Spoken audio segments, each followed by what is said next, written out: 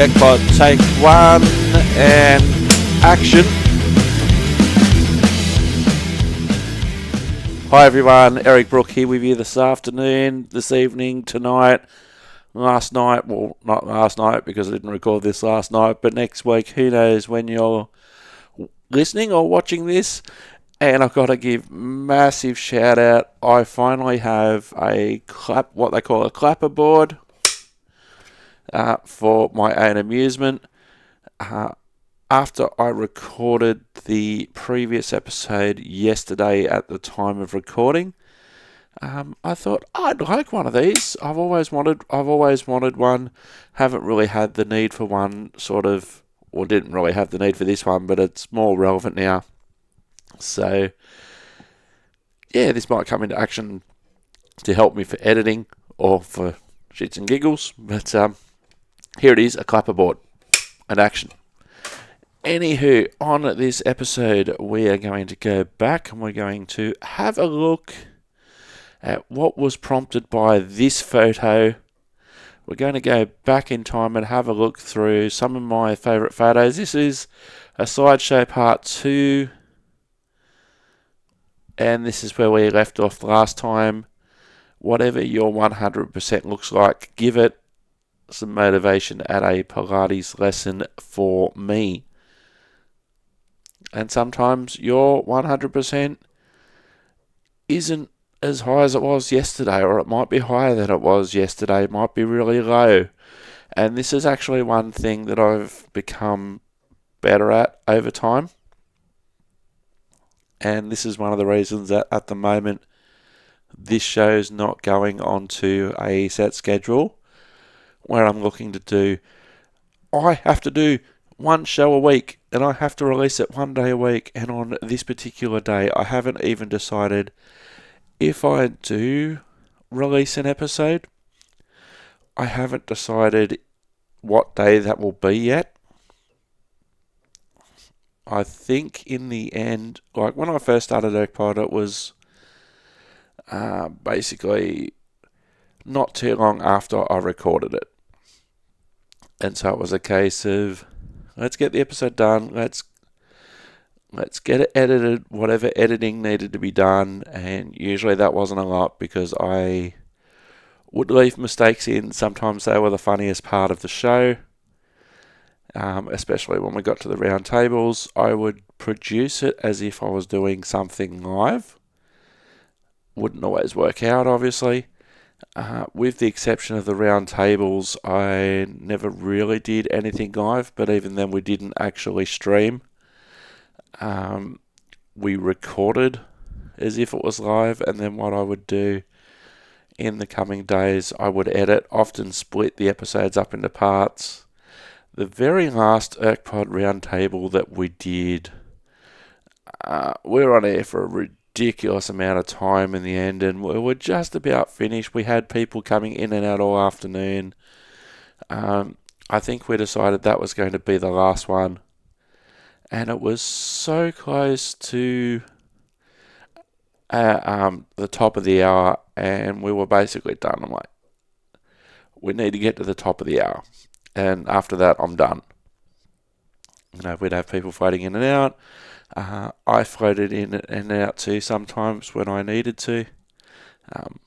Took a couple of bathroom breaks, that sort of thing. But we never streamed it live to a live audience. But this time, what I'm doing with this show, I am recording this episode at the end of April 2025. It's not time sensitive. Me looking back at photos and telling stories is not necessarily time sensitive. So I'm not going to be in a rush to put out an episode because at the time of recording, an episode went out today. That was the flashback episode where I was talking about my times in Japan. And so that went up this morning. You should be able, by the time you're hearing or watching this, you should be able to use your podcatcher of choice in addition to the videos being on YouTube. So that will be good. But this isn't time sensitive. I'm like, okay, need to record today, need to get it out this afternoon. Don't need to do that. It's not time sensitive. I'm not necessarily looking to do anything that's really, this is breaking news. This is time sensitive. This is a hot take that has to be done today. I'm not looking to do that type of show. I'm looking for stuff that I've been entertained or stimulated about. Stuff that I've been simulated about, even with Simulated Erk. But it's not necessarily, this happened as breaking news today, so I have to talk about it. I want you to be able to watch this or listen to this in 5 years' time and go, oh, gee, that's terribly dated. And, my opinion could have all changed about whatever I was talking about today when I look back at this in 5 years. Who knows? But I'm not looking to necessarily record in chronological order either. With some of my Simulated Erk episodes, for instance, where I've got different playlists and different series, etc. They are numbered, but that doesn't mean that an episode will come out every week for that particular series. For one of my Train Simulator series, I've actually recorded a whole heap more that I haven't got round to editing yet. I'm up to, I think it was episode 24 was the last one that I've uploaded to YouTube, and that will come out at the end of August. There will be other shows coming out. That is Simulated Erk, my simulated gaming channel. That is one where they've got episode numbers and also ones that they have a schedule. For instance, if I do an emergency services roleplay or if I do motorsport, that's on Monday. A bus simulator or a truck simulator comes out on Tuesday. On Wednesday is Workshop Wednesday, which is about things such as Power Wash Simulator, as a classic, for instance. Car Mechanic Simulator, that sort of workshopy type, world building type ones, they'll come out on Wednesdays. On Thursdays is Trams and Trains. On Friday, if I do them, flight simulators and farming, and then sport simulators on the weekend if I do them. But I don't have anything coming out necessarily every single day if I haven't recorded any of a particular genre. But I have episode numbers where on this one I don't have, on this version of Erk Pod, I'm not going to have episode numbers. I did get up to, I think it was 514 episodes of Erk Pod in the end. There was probably over 500 Erk FM shows as well. So I don't need to say, okay, today is episode 4 of Erk Pod, because I don't know when I'm going to edit this. I don't know when I'm going to upload it. Same with other videos that I've already recorded. So whatever your 100% is, and whatever your 100% looks like at a particular time, give it, is me posing in front of a sign at the YMCA. And it was funny when I went to the YMCA to sign up before I got the fitness passport that we get through the place of employment. I signed up at the YMCA because their prices were pretty good for classes and gym and all that sort of stuff. And on the form, I'd actually seen it done somewhere online, but I thought I'd give myself a laugh. And it says, how did you find out about the YMCA, or as they promote themselves these days in Australia, at least, the Y? How did you find out about the YMCA? And I wrote Village People. The pause for laughter. The person behind the counter, once I'd actually explained the joke, found it funny. I found it funny instantly, but I've really worked on over time things like, okay, there are some things that I have to do. For instance, I have to go to work. That's I have to do thing. And I suppose the pandemic and also a whole heap of counselling and support and building up my mental resilience and also building up my mental health knowledge. Sometimes your bucket's overflowing and you need to empty some of the water, or your bucket needs boosting and you need some more water. It's okay to say, okay, today I'm not in it, and I've done it where it's like you wake up, I know I should be going to work, but I'm not in a fit mental state. Sometimes I'm not in a physical state. Sometimes it's both. And I've got no hesitation in ringing up and saying, you know what, I won't be in tomorrow, or I won't be in later today, depending on what time I make that phone call. And I guess that the pandemic told and taught a lot of people that would normally just soldier on, and losing some esteemed colleagues that were always there at the place of employment, always doing 12-day fortnights, always putting their hand to volunteer for extracurricular activities and that sort of stuff. And in the end, for what they the person that I'm thinking about didn't even get to their retirement. And unfortunately, we lost that particular person just one day suddenly while they hadn't retired. That about 3 years to go before they were possibly looking at retiring. And is sometimes you just wake up and you think, is it worth it today? And then I think, especially in a safety critical job, and I've told this to medical professionals, it's a case of you can take things a lot easier if you're just driving a desk and you're just doing office work or whatever. But I'm in charge of complex machinery with lots of people sitting behind me, relying on me to be at the top of my game. And if I'm not at the top of my game for whatever reason, I don't go in. And that's a safety thing. Let's have a look. Next one. Oh, yes. Indeed. ReverseAustralia.com is a great one. Let me get a drink.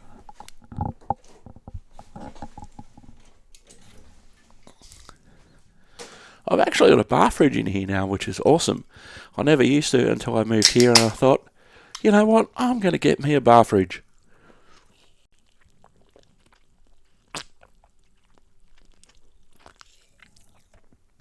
I spend so much time in here, so I'm like, let's get a bar fridge for my drink. Reverse Australia. And I'm sure that there's apps for that. I haven't found a good one yet for an iPhone where someone calls you and you don't know the number. And a lot of people have that rule now that they do for themselves. If they don't know the number that's ringing them, and it sort of goes back to the previous point as well, you're not obliged to answer your phone. People are ringing you usually for their convenience or because they need something, or if it's someone like a bank or whatever, there's an issue. But generally, they're doing it because they want to sell you something, or it's it's often they're trying to sell you something or whatever. Obviously, if you've got friends and family and their number comes up on the phone and you answer it, well, that's all well and good. But if you get some random number that you don't know, I'll often just ignore it. And what I'll do, I'll just put the number into Google. As I said, I haven't found a good app yet that does this for an iPhone. If anybody knows of a good app for an iPhone that works in Australia, I have to specify that because there's a few American ones that I think I found, but they don't necessarily work in Australia. So if something comes in and Samsung users, I know that I think your phones do it automatically. But Australian iPhone users, if you know of a good app that will automatically tell me if the number's spam or not, hit me up and let me know. But this particular one, I didn't know the number, and they're using a lot of untraditional numbers. I live in Newcastle, for instance, in New South Wales in Australia, so a lot of the landlines, for instance, will start with 02 and then 49, which was the start, or 049 was the Newcastle area code at one stage. So if I see a 49 number, that's more than likely some sort of Newcastle business that wants to talk to me, or I've had some dealing with and I don't have their number in their phone. So if it's a 49 something something something something something something number, I'll be more than likely to answer it. But having said that, even sometimes I'll let that go through to voicemail. If it's important, they'll leave a message, a voicemail. If it's important as well, and they've got my email address, they'll email me, or sometimes I'll keep ringing. But so this number, I put into Google and went to reverseaustralia.com, and it turned out that it was for American Express. And I did have, and I still actually do have, an American Express card, which is my standby emergency backup credit card that I don't use, but in case of emergency, I've got it.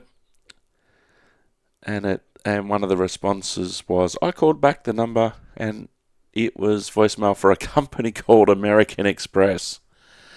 Sometimes it's a case of you go to that site, you put the phone number in, or you go to Google, you put the phone number in, and it's like, yeah, this is dead set spam.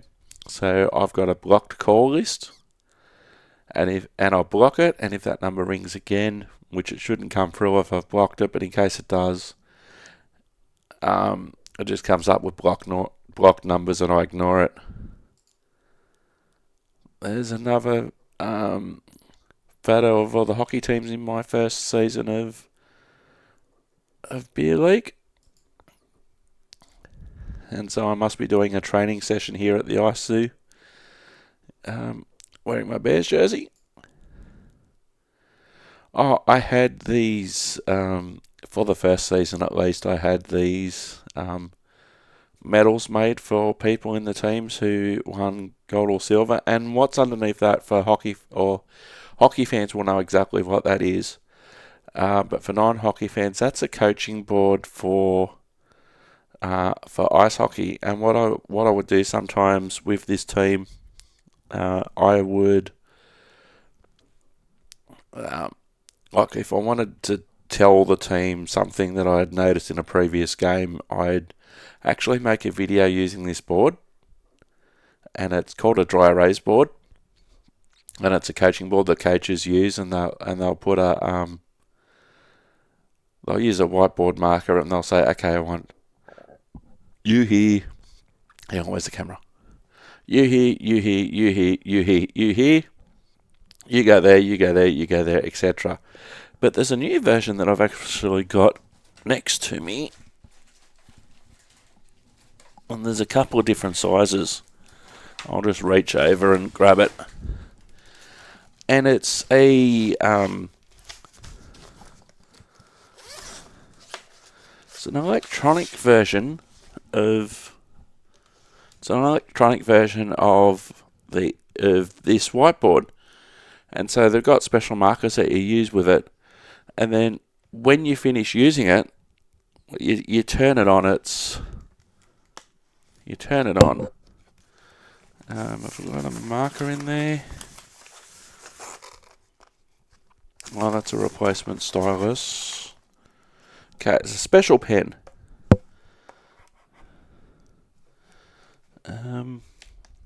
Okay, so it's on now. So it's the same as what you saw in that photo. So you can go, okay, you there, you attack the net from that side, you attack the net from that side, you stay back, and so all those markings are there. And then when you're finished, all you do is press the button down the bottom, and it disappears and it cleans itself. If I remember, it's called Playmaker LCD, and there's various screens for various versions of these screens for various sports. This is the ice hockey version. And when I purchased it last year in 2024, they actually emailed me and say, hey, do you know that you're ordering this for ice hockey? Do you have anything to do with ice hockey in Australia? Because it was an American company. And I said, I'm a ice hockey commentator. I've also done my level 1 coaching certificate and my level 1 referee certificate. And on the back, I think that's right. And on the back, you can write down what we call in hockey your lines.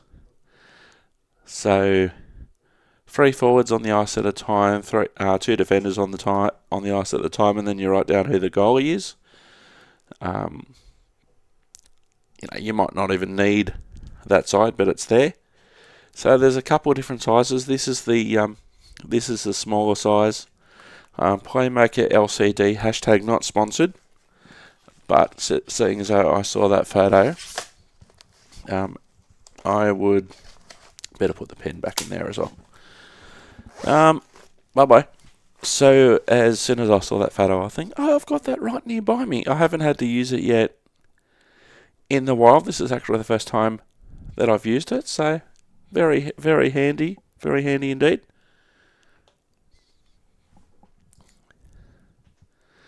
Here's some really amateur graphics that I made, I think, on my phone to tell the players in the competition on social media what time their games were. So at 7 p.m, because these games were played on Tuesday night. This is in the first series of first season. So at 7 p.m, the Mighty Drunks were playing Wayward. They were Wayward Brewing Company. It's a hard word.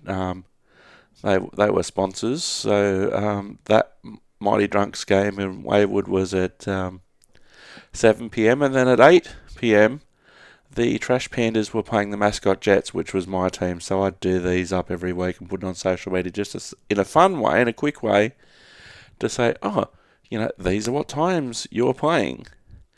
Because at the time we only had 4 teams in the competition, so they were playing every week. 2 games a night. One was at 7 p.m, one was at 8 p.m. It didn't matter to me what time I was playing. If I was able to make it, I'd go and watch both games anyway and play or get ready at the appropriate time. But that was just a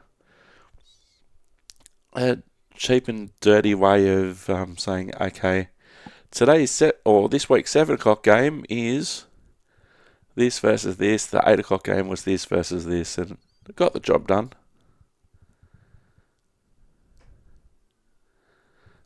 Safe Work New South Wales. The new Work Health and Safety Regulation 2017 comes into effect 1st of September 2017. I think I know why I took a screen cap of this now. It is essentially the same as the 2011 regulation, except for minor changes including formatting and corrections to typos. A review of the Work Health and Safety Act 2011 has also been completed. More information is available from our website. So they did the state government, New South Wales, they used to be called Work Cover, but now they're called Safe Work New South Wales, and they still are. They haven't changed their name again, but they must be due for a name change. So they're the regulators when it comes to health and safety on work sites.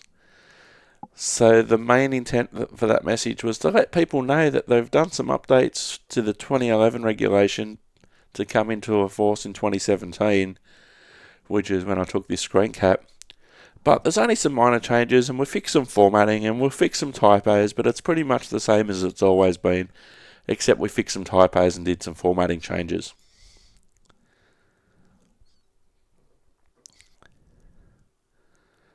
So I'm trying to think, trying to think where that was. Is that the party room? I think this was at the party room at McDonald's when I was getting something to eat in one of the newer stores. Oh no, that's where it was. a lot of ice skating rinks, etc., have party rooms, so people have their birthday parties for the kids there and that sort of thing. And this one is at the Max Arena for inline skating, including inline hockey, which I did play, and there's probably some photos of me trying to play inline hockey at some stage on inline skates. But this is the Max Arena down near Campbelltown in southwest Sydney. So that's what the goals look like, and the goalie crease. Similar sort of concept, but different shape than the one in ice hockey. So instead of obviously equipment I was using, which a lot of it I could still use from ice hockey, except the skates are obviously different. The gloves were the same. The shin pads, which came up to your knees, were also the same. Helmet the same. You didn't wear the ice hockey pants, you wore inline pants as well. So typical scoreboard, because it was just more of a social thing than a competition thing. We were playing, but we were playing over 6 periods, which is very strange because in ice hockey, it's usually 3 periods. But it wasn't a competition; it was more of a social / training, where you were just coming on and off the floor when you needed to. So this is the example of an inline hockey goalie.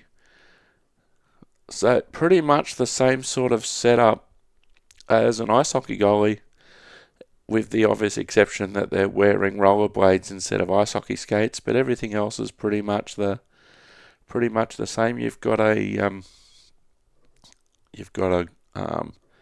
catcher's glove on one hand, and you've got a blocker on the other hand. And you've got a stick, and you've got pads, and you've got padding underneath the jersey and a helmet. So the main difference for the inline goalie is the skates. Some inline players also play ice hockey and vice versa. Some goalies actually find ice a bit easier because they can slide along the ice more than what you can slide across a floor surface. That's just a recap of the ice hockey games I was telling you about earlier. And there's my first team, the Mascot Jets. No prizes for guessing which one I am. Super sexy Flanders. Oh, yeah.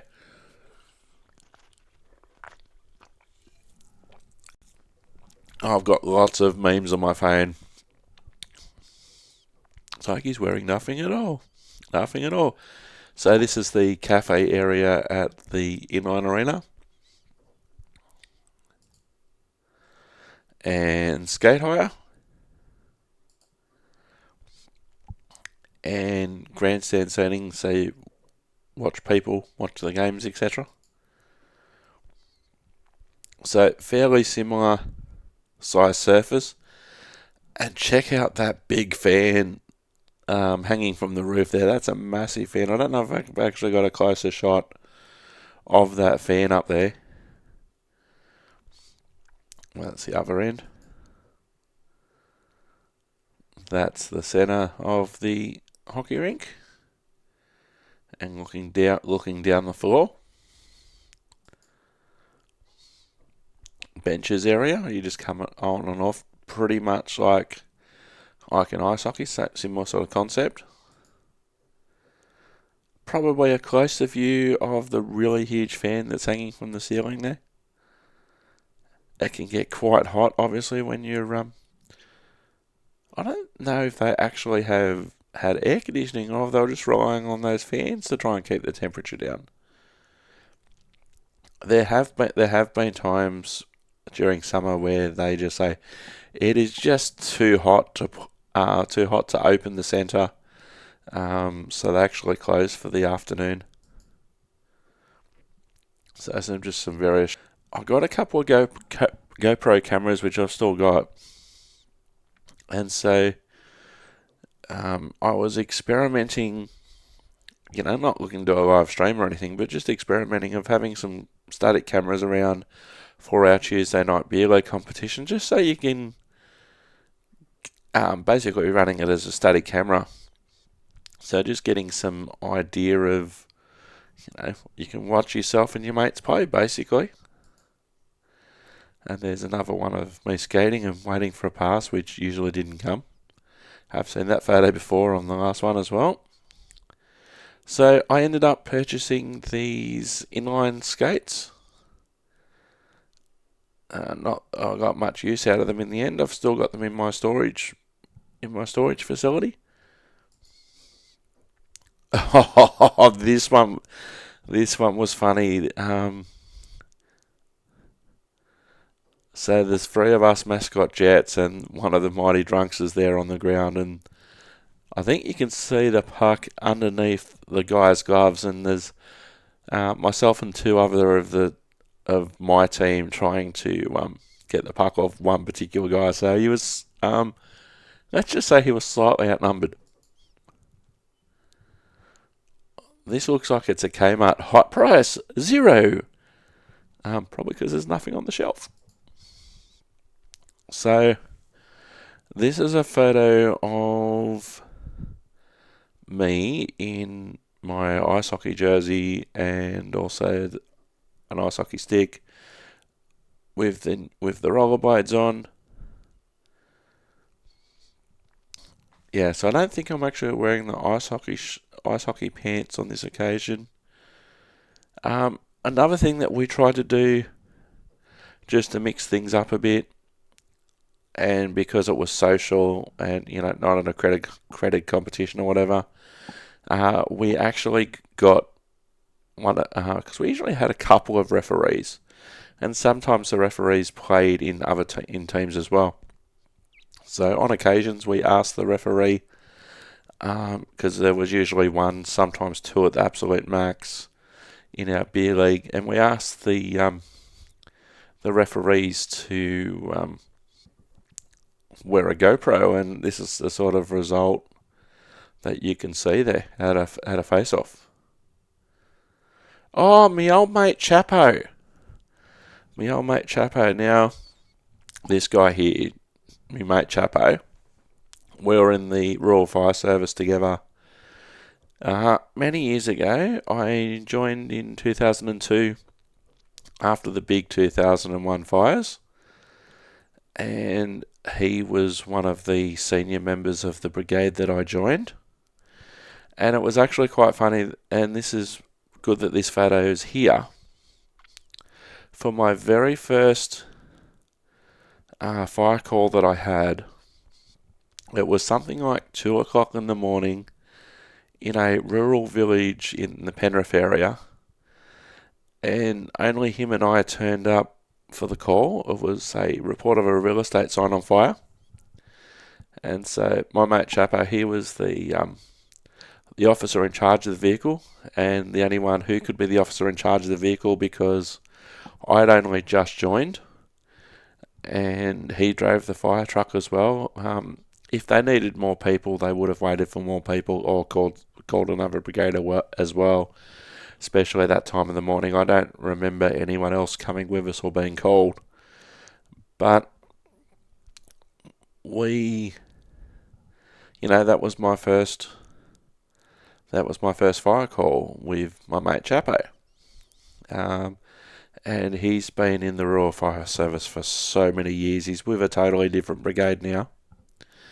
But he also runs a tourism business in the Blue Mountains, and he's actually won awards for his tourism business that I'd like to look up, except I don't have my phone in front of me at the moment. But he runs a tour, and his tour company specialises in doing tours of the Blue Mountains. And so it's him and a bunch of other tour guides that he has on his staff. They'll go and pick people up from their cruise ship or their hotel in Sydney. take them up to the Blue Mountains for a day, tell them some stories about the Blue Mountains and mountain life and all the traditional type touristy stuff. And we met up and this is us meeting up for the first time in ages. We were catching up after a long time of not seeing each other. But great guy, Chapo. Oh, this is me doing inline hockey at an outdoor rink near Waterloo. I don't know if this was a still off a GoPro. Quite possibly, because this was on I want to say a Saturday morning. And so I hadn't actually got, I don't think, my inline skates at this time, because it was an old basketball court that we were using in Waterloo in inner Sydney.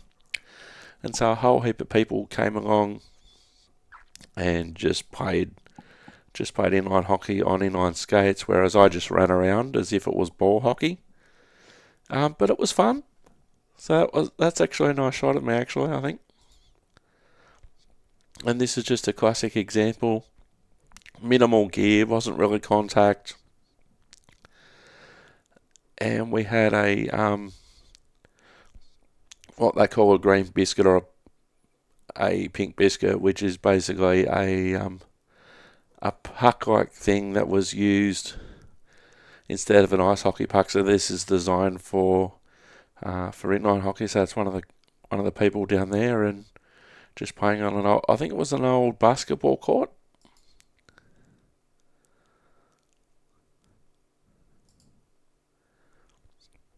So this would have been after a night of playing inline hockey. Oh, no, not inline hockey, I'm an idiot.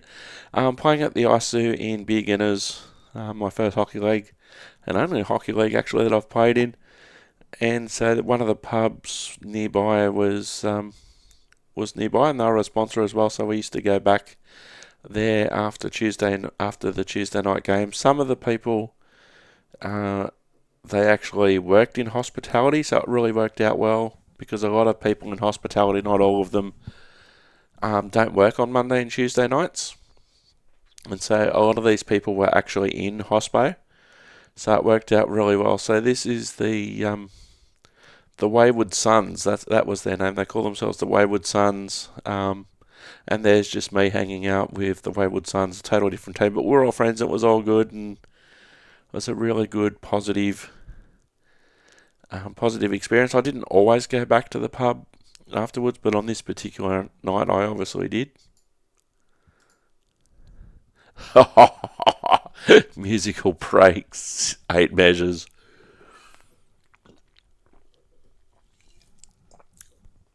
Oh yeah, this is a funny reminder. Friend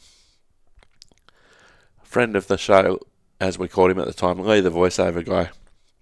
Haven't spoken to him in a while, but he's still in my industry with timetables and whatnot. One night we went out karaokeing, and for whatever reason, Lee and I decided, because for karaoke, you sing what's on the screen. You sing the words that are on the screen. And so most people have no problem doing that. But on this particular night, we decided to do one better. So anything that appeared on the screen, we'd sing. So in this case, because I think this was an older karaoke system, so this musical break, 8 measures, that's like there's a guitar solo or an instrumental in this section of the song, so you're not expected to sing.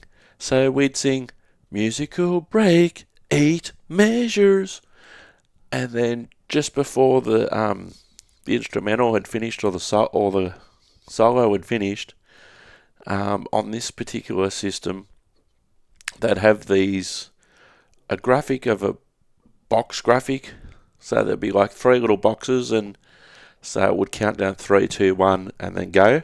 So musical break, 8 measures, So you'd be waiting for the boxes to come up on the screen, and then you'd sing box, box, box, and then you'd sing the rest of the song. And Lee and I thought we were hilarious.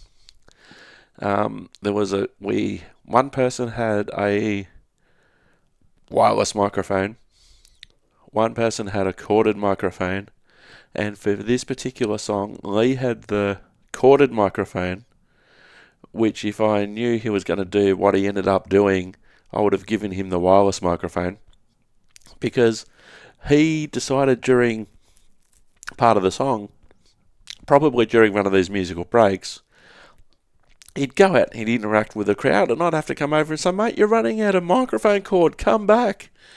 And the song's about to go again. Musical break, 8 measures, box, box, box. So another hockey session. If I was going ice skating after learning how to play hockey, I would always wear my hockey gear and a hockey jersey. As I mentioned in the previous episode, at one particular rink that wasn't appreciated, but I didn't have any problems at any others. Because as far as I'm concerned, if you're going to play a game, and this happened to me early in the piece before I started playing. If you're going to play hockey and that's what you want to do, train like you want to play hockey. So wear all the gear. You don't want your first night of hockey, actually playing a game, being uncomfortable in your gear because you're not used to skating in it. So I was certainly well and truly used to skating in hockey gear by the time I got to my first game. And so at one stage, I purchased a small goal so I can do some practice at home. Another work photo, empty train, due in 5 minutes, and another late shift for me. This photo taken at nearly midnight. The number 69. For anyone who's not into hockey, I might have to do a reaction video to the ice hockey movie Goon. And there's a guy who comes onto the team and he doesn't have a number yet. And so he's there with his mate, and his mate in the crowd, even if it was for a training session, his mate would go along and heckle this guy. And he's like, oh, what number do you want? And he's like, I don't know. And the guy in the crowd, his mate who heckles him, yells out, take the number 69! Take the number 69, it'll be hilarious! And the hockey player says to the coach, is that number taken? It is a bit of a joke number for probably somewhat obvious reasons that I probably don't need to spell out, but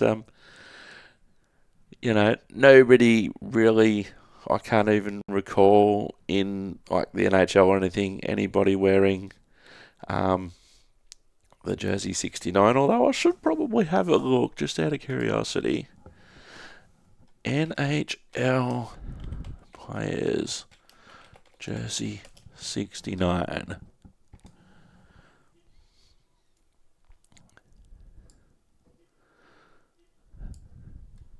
Oh, here we go. I didn't know this. In NHL history, only 2 players have worn the jersey number 69. Andrew Desjardins and Mel Anstead. Angelstead. Desjardins played for the Chicago Blackhawks and the San Jose Sharks, and Mel Angelstad played for the Vancouver Canucks and the Detroit Red Wings. Which leads me...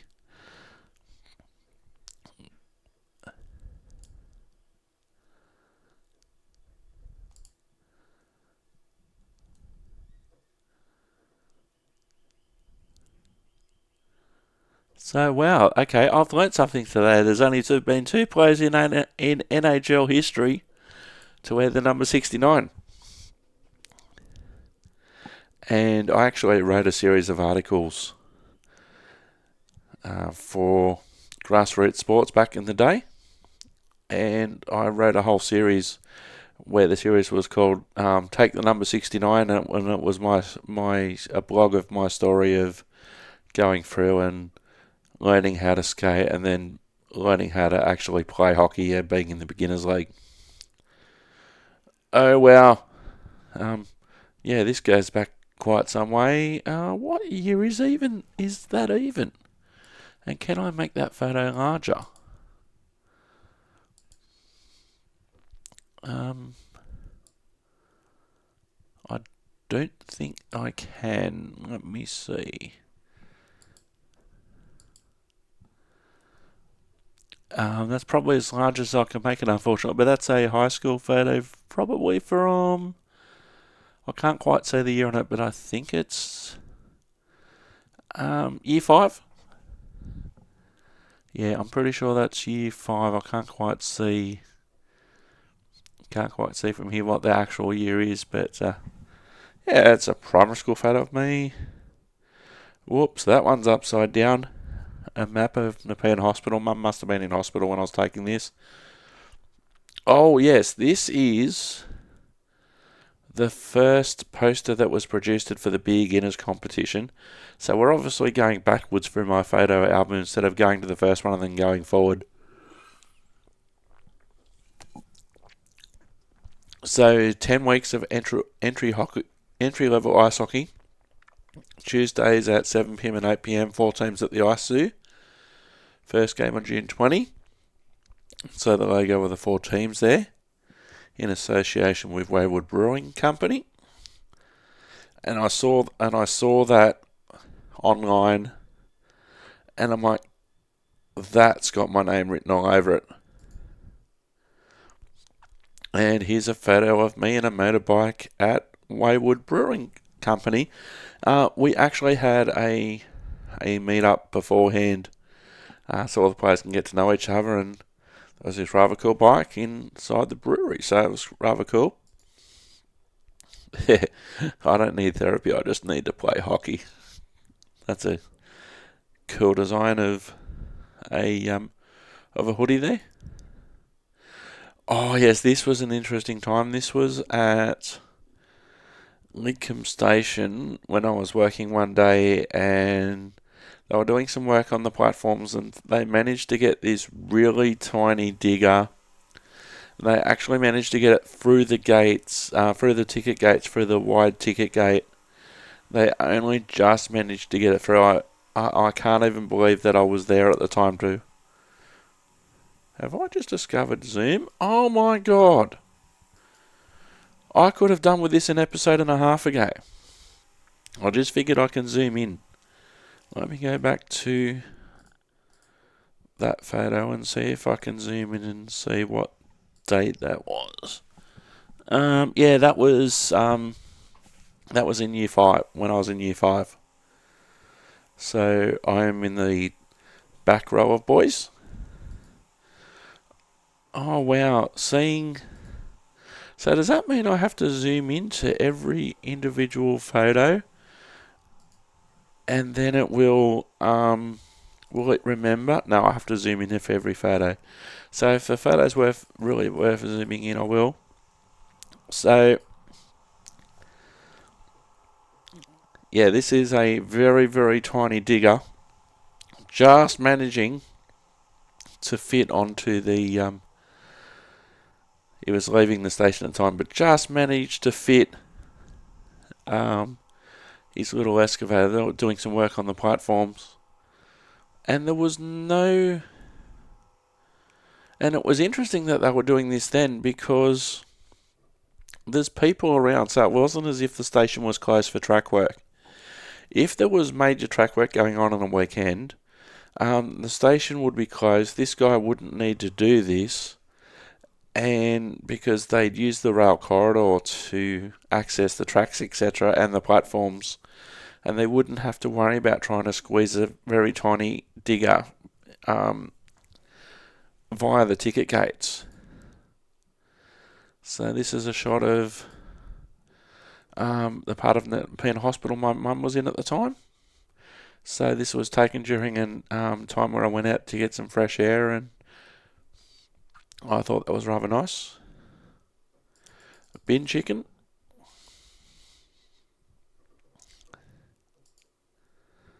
It's better. So this is a map of Nepean Hospital at the time. It's changed a lot since then. But it's a time that I can look back and think, oh yeah, okay. But yeah, there's massive renovations been done to the hospital since then, so this map is well and truly out of date.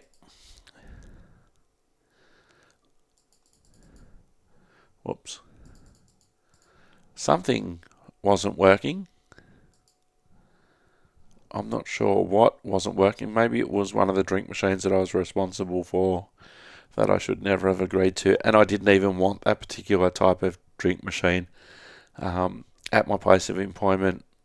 We got the social club back together, and one of the things social clubs often do at work is provide drink machines with subsidised drinks. And instead of getting a more modern machine, that'd be a lot less difficult to maintain and operate. On that committee, I was overruled, and so someone obviously put this not working sign. But I think one of the ironic things was that they've had to change texter halfway through. So they didn't have enough. Looks like they didn't have enough ink to finish off the sign in the same colour. But I wanted a more modern Coke machine without necessarily being the most modern. Would have been so much easier. Oh yes, I think this was a late night at Bankstown Station. A 7-Eleven that was actually closed. A lot of them are open 24 hours, but not all of them, and so this one was closed. So I've got a fascination. Maybe I can't zoom in on this one. I've got a fascination with signage, and so this is a typical example of signage in the Nepean Hospital. So this must have been one of the signs that's what's on this particular floor.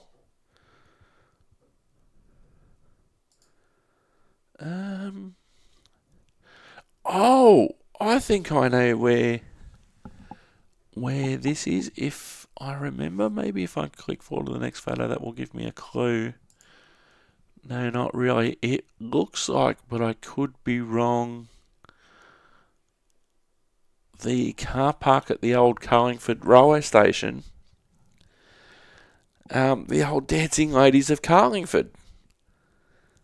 Erk Pod was probably finished by this stage, but the Carlingford railway line is now closed and has been rebuilt as part of the Parramatta Light Rail.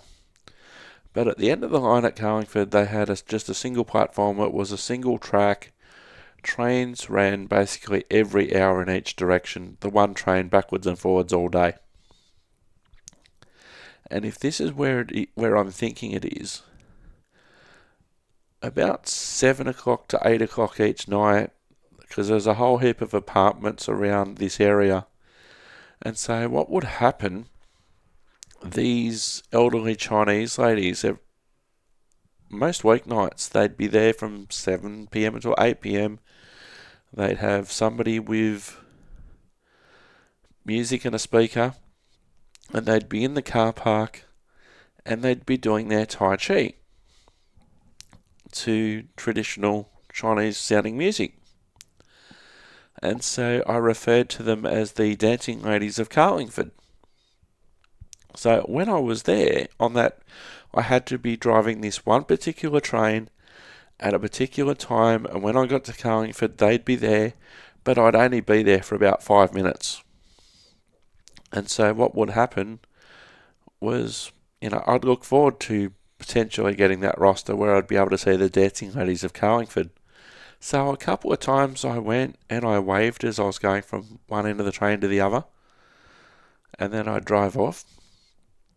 But sometimes if I finished in time I could make sure this was on my way home if I wanted to. So a couple of times I actually joined in, and my knowledge of Chinese basically non-existent.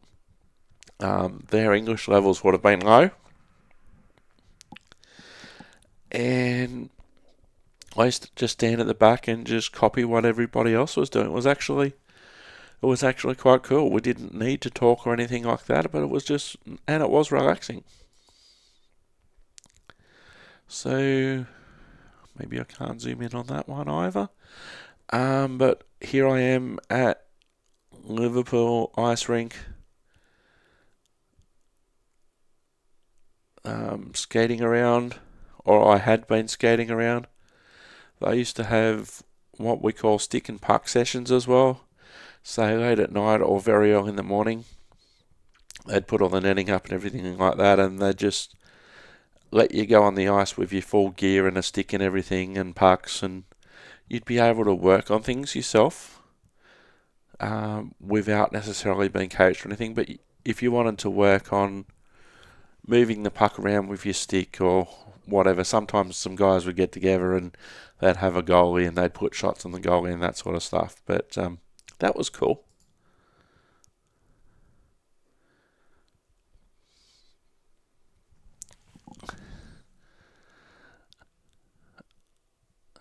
Oh yes, I remember seeing this article during the bus privatisation in Sydney. State Transit has made improvements in recent years, but still lags a long way behind industry competitors in measures like on-time running and reliability, Mr. Constance said. If the bus industry can provide quality in surrounding areas like Penrith and Kellyville, which don't really surround each other, the Inner West deserves the same, especially as Sydney grows, and the Inner West is also nowhere near Penrith or Kellyville. So that's probably the reason I took that screen cap.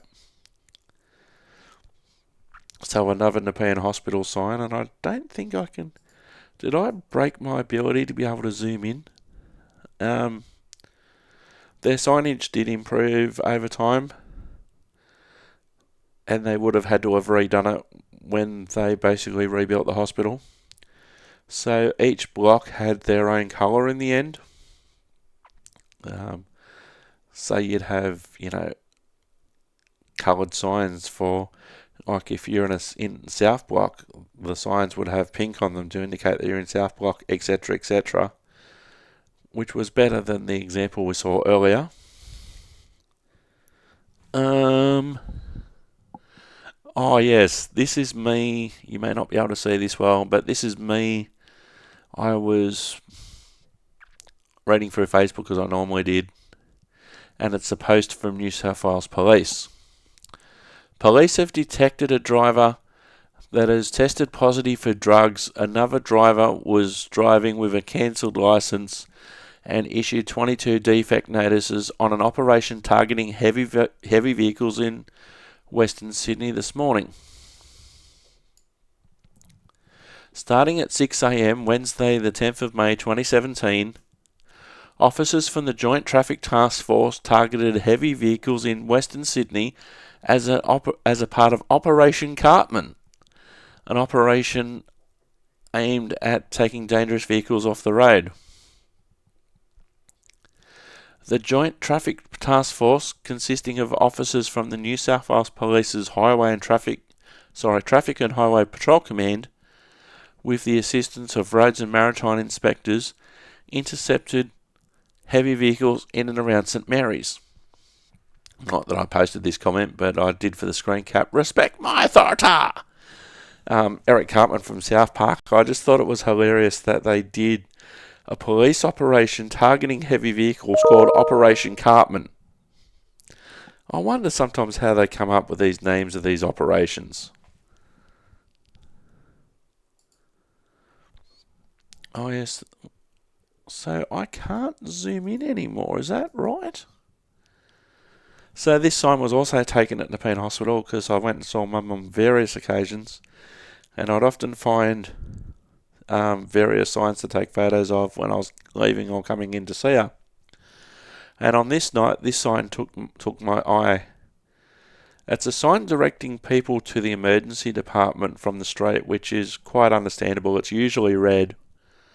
But they're also in the bottom sign directing people to maternity.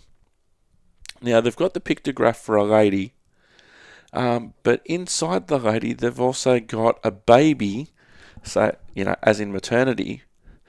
But it looks like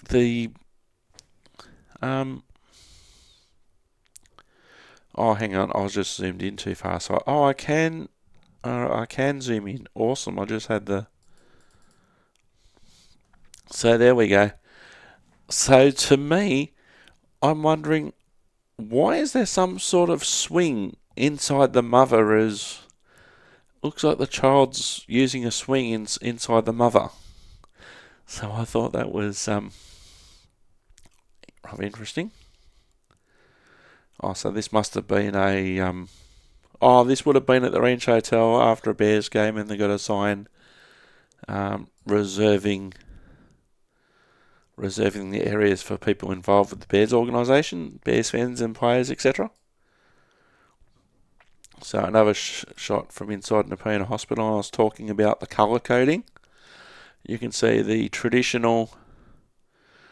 more traditional signage that a lot of hospitals had in the black and white, and how the hospital were trying to move into colour coding their blocks and making it really obvious. Like if you're heading to West Block, you follow the brown, and on the other side, there's maybe another shot coming up.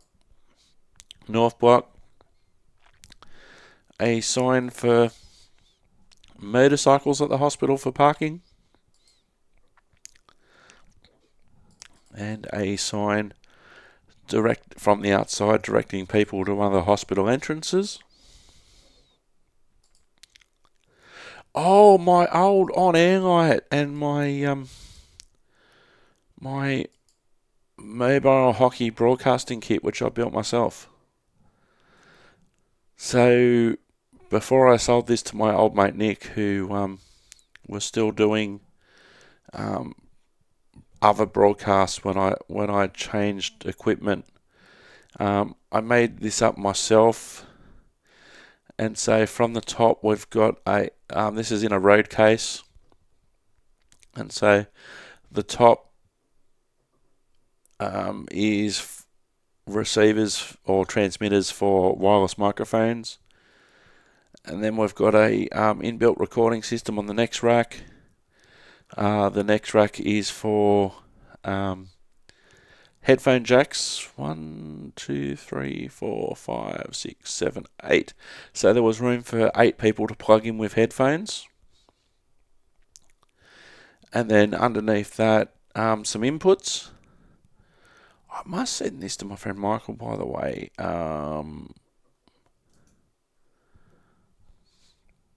Because he'd be interested to see this. He's probably seen it anyway, but this was 2017. And so there was a spot for 4 separate microphones to plug into the bottom, and you control the gain and everything like that. Each person had their own headphone control. Not that we usually had that many people. Usually we operated as 2 or 3 people. But I was quite proud of that. I did have some teething problems, but I was quite proud of how I basically built that myself. So I think this is me at the YMCA.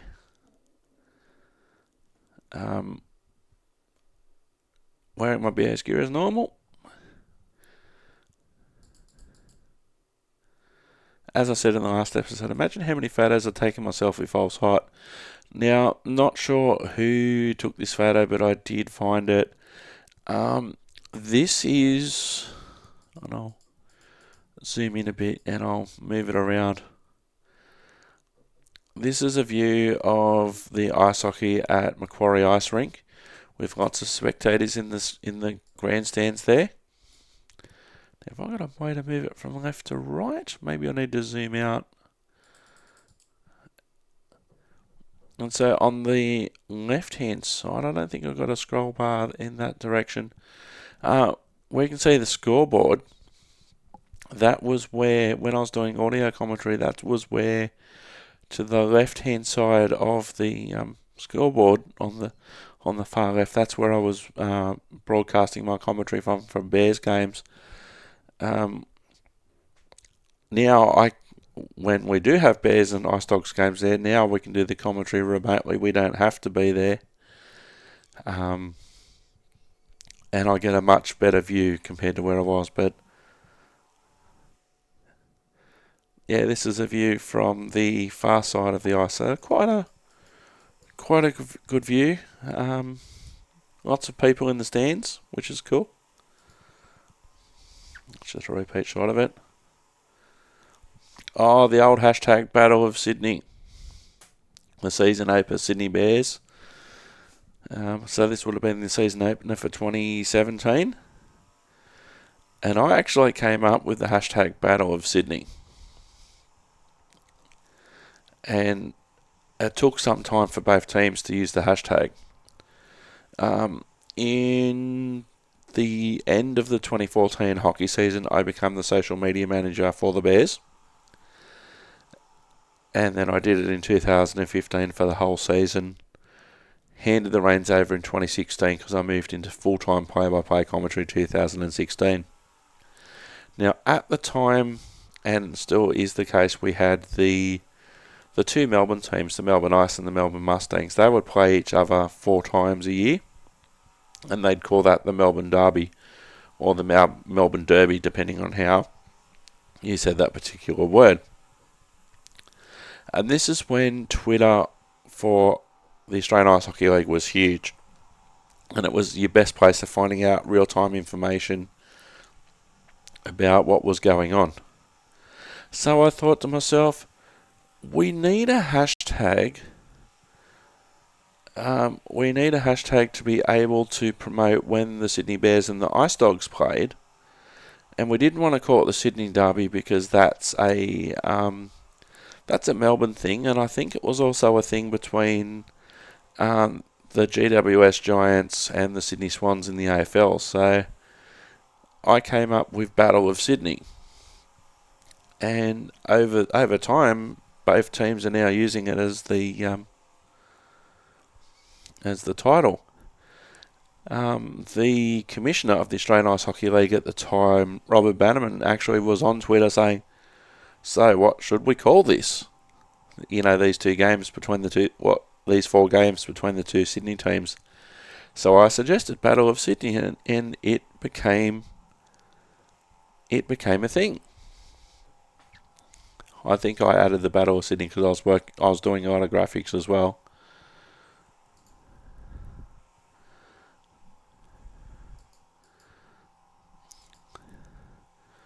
Share the love, that was something that was up at my workplace. I think it might have been Harmony Day or something like that. I'm not exactly sure what the occasion. It could have even been around Mardi Gras time. So we were advised to share the love. Oh, Super Troopers, one of my favourite movies of all time.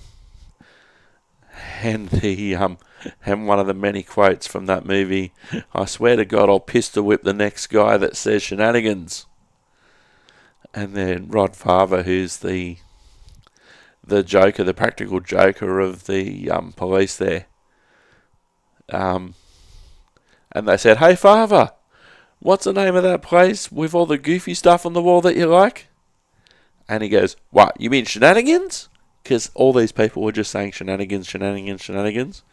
And here's the head trooper basically saying, "I swear to God, I'll pistol whip the next guy who says shenanigans."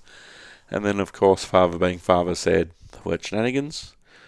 Oh, there's my Meow Meow when she was a lot younger. I miss the baby girl.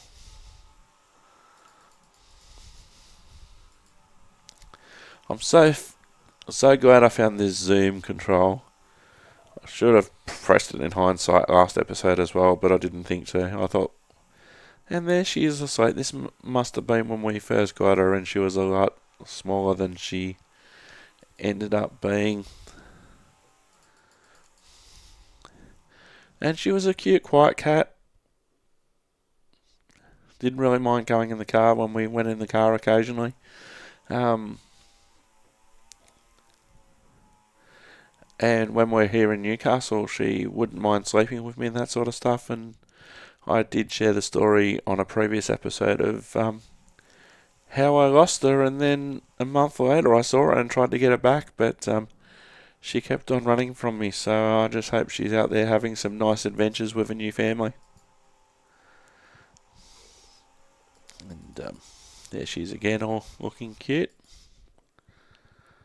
Oh, this was the time, I think, the backyard was being dug up because there was a sewage blockage.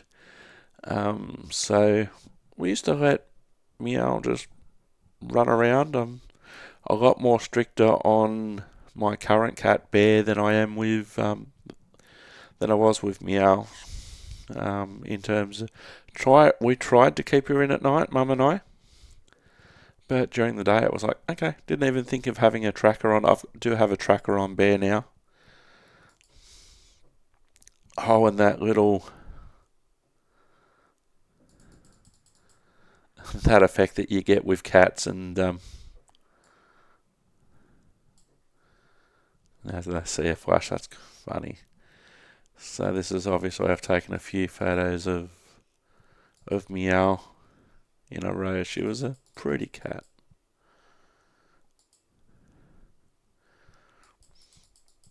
And so Mum and I, or Mum, I think, she probably got me to move it.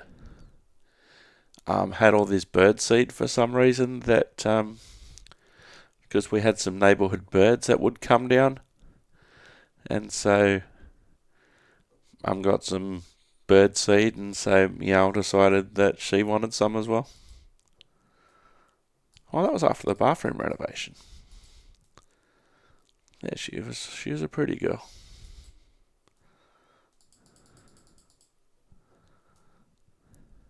That's the front veranda.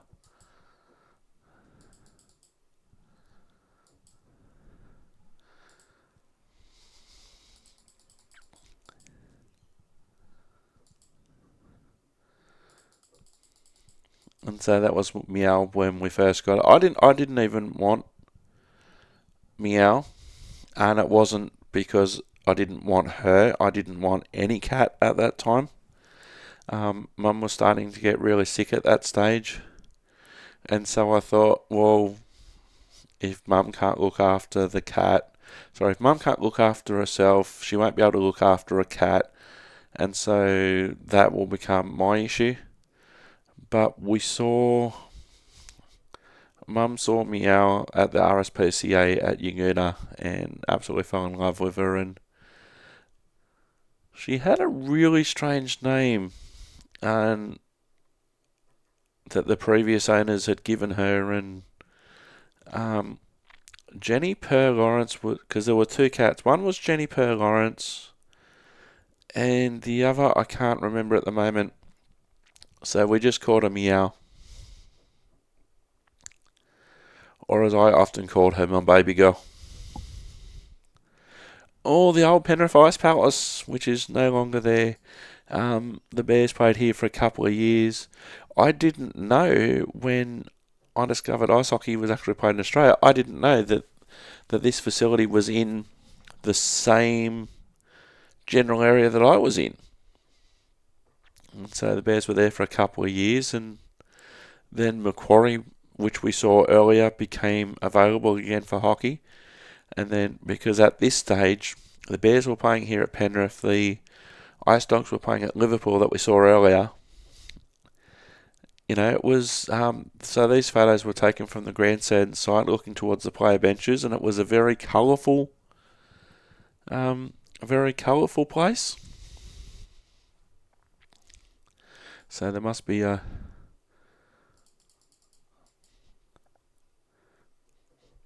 Merry Christmas, M&M's.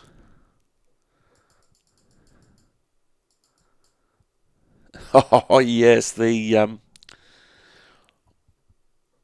had a couple of name changes since, but what is now the PWHL in America and Canada for professional women's hockey. And there was the trophy for the competition at the time called the Isabel Cup.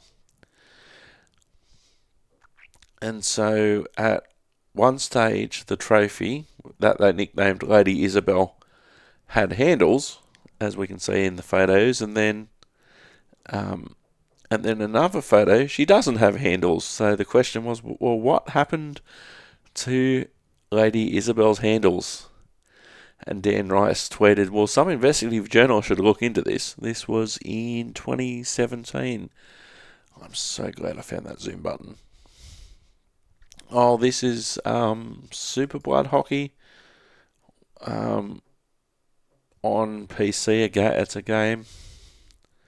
So you can play as Quebec.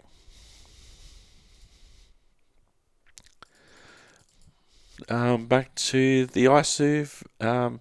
This was a temporary facility in an industrial complex. Has recently moved. I haven't been down to the new version of ISU. That again is a temporary facility until they take possession of a bigger building again.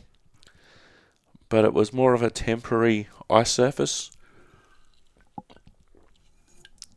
compared to the ones that we saw at Penrith and Liverpool and Macquarie earlier.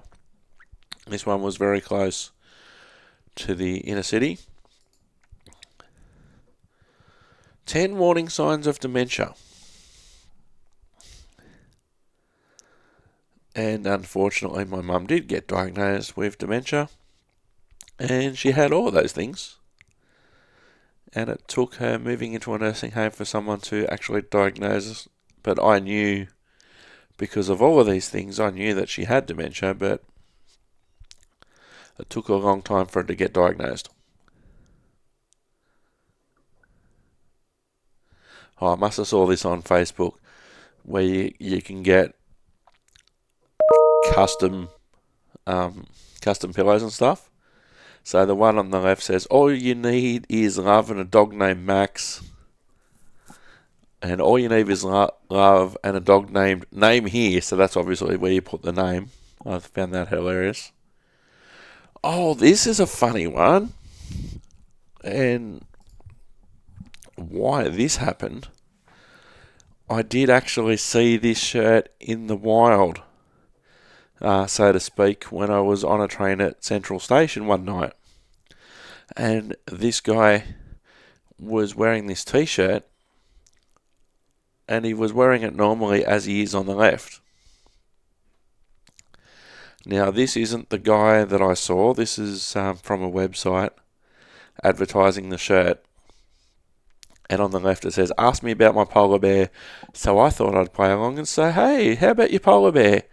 And then he pulled up his shirt, and that was the idea, because the bear's inside the shirt and that sort of stuff. But it was rather funny. I did think I saw it one other time as well. But speaking of shirts, the NTL Sticker Collective shirt of the episode, the Get Your Hands Off My Succulent Chinese Meal, I have designed these shirts based on the Democracy Manifest and Succulent Chinese Meal memes.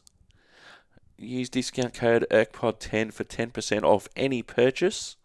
Use a QR code on screen, or go to ntlstickercollective.com.au/democracy manifest. There's a link in the show notes as well. Use discount code ERKPOD10 for 10% off any purchase, and you'll make me very, very happy. Ask me about my polar bear. What is the charge? Eating a meal? A succulent Chinese meal? Oh, what a segue. Oh, that reminds me of a post that I saw on Mastodon, which is, in layman's terms, a different version of Twitter. And somebody says that he hates it when people spell segue incorrectly, when they say, oh, that was a nice segue from this shirt about a polar bear to my Democracy Manifest shirts. Use code ERKPOD10 at checkout for a 10% discount, ERKPOD10.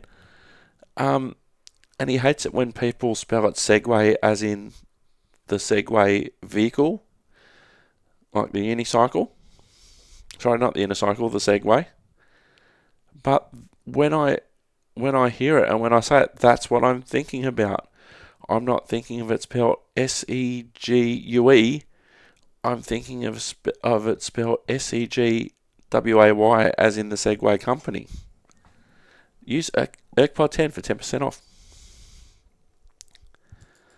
Oh, so we've come to that photo again. This is me doing ice hockey commentary. So this would have been the 2016-2017 Australian Women's Ice Hockey League season. Did comment on this in a previous episode as well. To think that when I started watching women's ice hockey in Australia in the summer of 2014, going into 2015, there was basically no live streams at all except for possibly finals. And me using an iPhone was the best solution in this particular season here. So I'm trying to keep an eye on what's on the iPhone, what I'm capturing, and also trying to keep an eye on the play and do commentary at the same time. Definitely not the way that it's done today. Oh, and here I am with the trophy with the Sirens captain Amelia Matheson there, and holding the Joan McCullen Memorial Cup. Not too long after she'd come off the ice and on the way to the dressing room, we managed to meet up after the game, and I got to touch the cup. So that was very nice. I actually started that season watching as a Sirens super fan, hence the jersey. And then I went down to Melbourne to surprise the girls just to watch. And then I got called into action because the person who was going to do the stream couldn't do the stream for one reason. So the Sirens social media manager called me up because she knew that I was going to Melbourne and says, "Are you able to do a stream on your iPhone for us? Doesn't have to be great, but it's better than nothing, which is what we've got at the moment." So I said, "Sure, no worries." So by the end of that weekend, the Sirens organisation asked if I could do the commentate on their games for the rest of the season, and including the final series, which I did. Because I hadn't been doing commentary for that long at that stage compared to now, it felt a bit strange because some people were going back onto, it was then Facebook Live, and then, Facebook Live, and then after that went on to YouTube. So there was somebody in the team bus replaying something of the play on loudspeaker with me doing commentary when I'm on the bus, when I'm on the team bus, and that was a surreal feeling, but always treasure this moment, and it's part of what I've become today in commentary. Oh, Terrace House, I miss Terrace House. This is and was a and I should have actually mentioned it in the Japanese look back episode, but it wasn't related to me actually going to Japan, so I don't think I did. It was a reality TV series in Japan called Terrace House.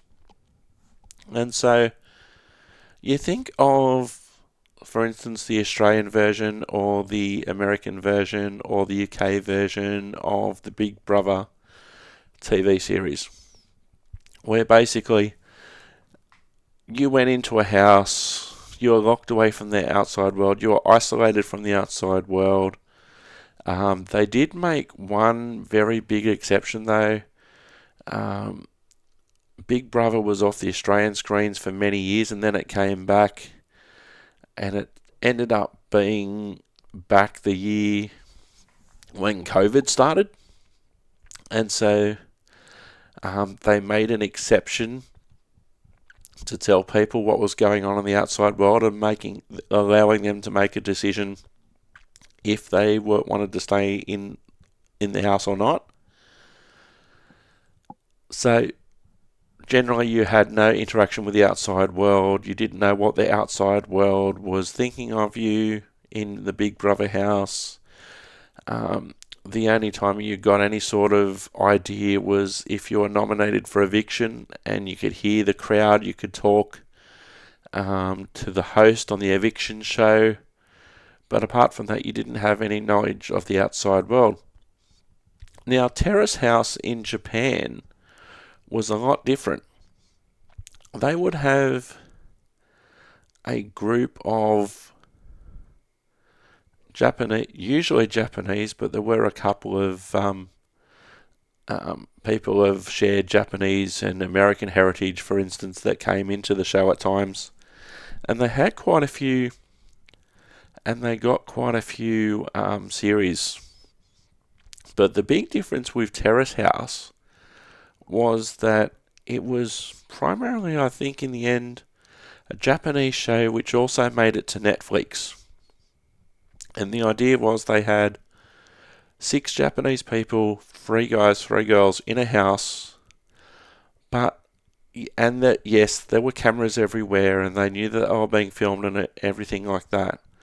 But instead of being locked in the Big Brother house it usually ran for about 3 months at a time, Terrace House went for absolutely ages and you could come and go as you pleased.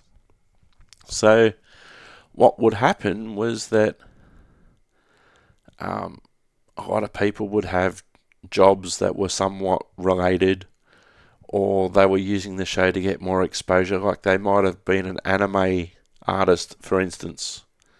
There was actually a female Japanese hockey player that was in the series, and as part of the series, because you could leave the house, Tsubasa was the name of the female hockey player. She could go to hockey training, and she could go and play games, and sometimes the cameras would follow them. In Tsubasa's case, they would come with her to games, and then the other housemates would go along and support her as well at the games. So you just weren't locked in the house. And then you were free to leave whenever you wanted to go and do whatever you wanted. You could take somebody out on a date. I know there was a couple of people, they went out on a date and the place that they went to was Costco, which was funny. But you could go out, you can go out with anyone you wanted. The cameras didn't necessarily always follow, and so you'd come back at whatever time.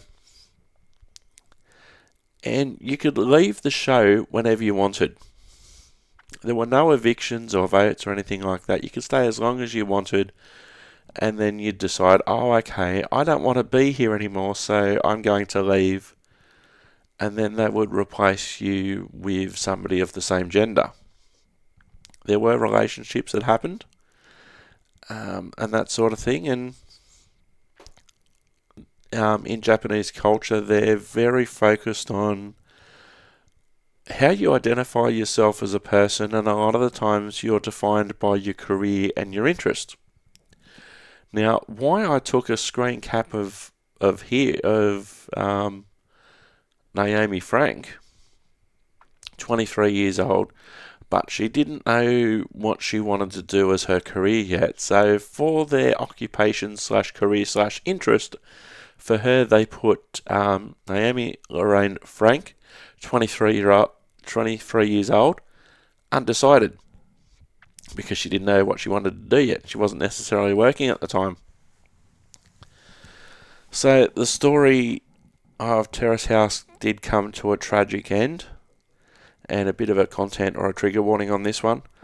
One of the housemates, Hannah, she was a wrestler, and she found out, and she was being bullied so much by people from the outside world that she eventually decided to end her life, and as a result of that, Terrace House stopped. Another thing about Terrace House was that people could actually watch themselves on the TV. So if something was being filmed tonight, you'd be able to see you'd be able to see that on Netflix in about 3 weeks' time. And so they'd sit around the house. Sorry, they'd sit in the TV room, and they'd all watch what was going on, knowing that was from about 3 weeks ago. So what would happen then by watching the show while you're actually in the house with people, for instance, that you might have had an argument with, etc., or, you get to see everyone no matter what happened. So there could have been an argument, for instance, between Naomi here on the screen and somebody else. And then Naomi might have went to somebody else and bitched behind somebody's back about somebody else or whatever, knowing that in 3 weeks' time on Netflix, you possibly could have seen the other side of the argument. Now, you've obviously moved on, or maybe obviously moved on from the argument you were having 3 weeks ago, but then you see something on Netflix from 3 weeks ago, and you're like, oh, I didn't know that. But it was until the untimely death of Hannah.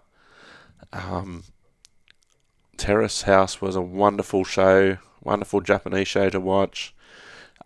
Initially for Japanese TV only, and I think Japanese Netflix only, but also other Netflixes around the world as well. Another interesting thing was that they would have subtitles for people who weren't Japanese, but they would also have a series of people in a studio, usually comedians as it turned out, or models or TV hosts or whatever, and they would watch a little bit of the show, and then they'd come back on set and talk about it. So it may give you more of an idea of what happened, because obviously, me being Australian, I'm not totally up with all parts of Japanese culture, and if you really wanted to see Japanese life, well, that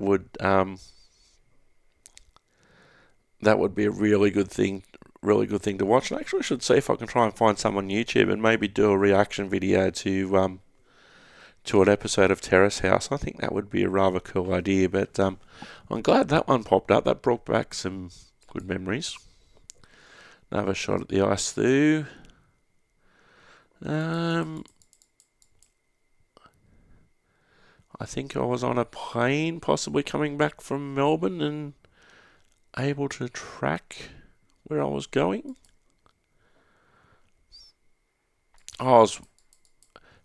This is when Virgin Australia had Wi-Fi,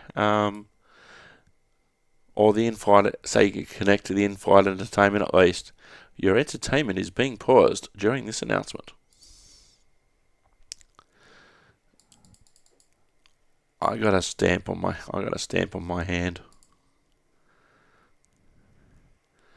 Now, why would I have taken this as a screenshot? Maybe I was coming or going from Adelaide?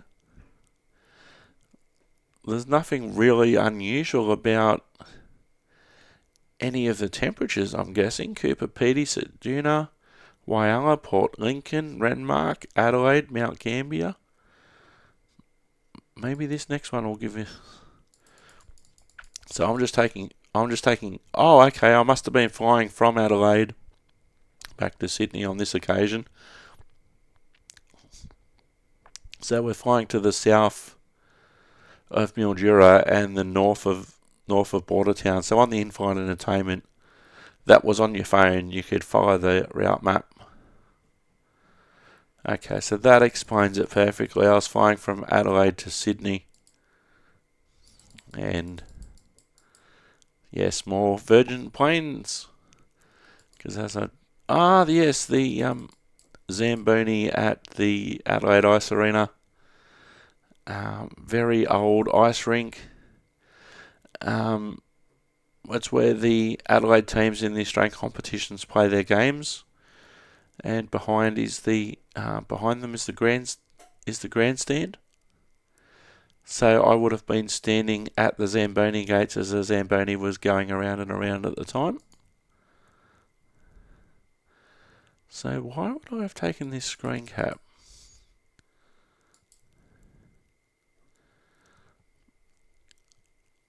So having hockey sticks outside the dressing room there and getting ready. So that might have been why I took that screen cap because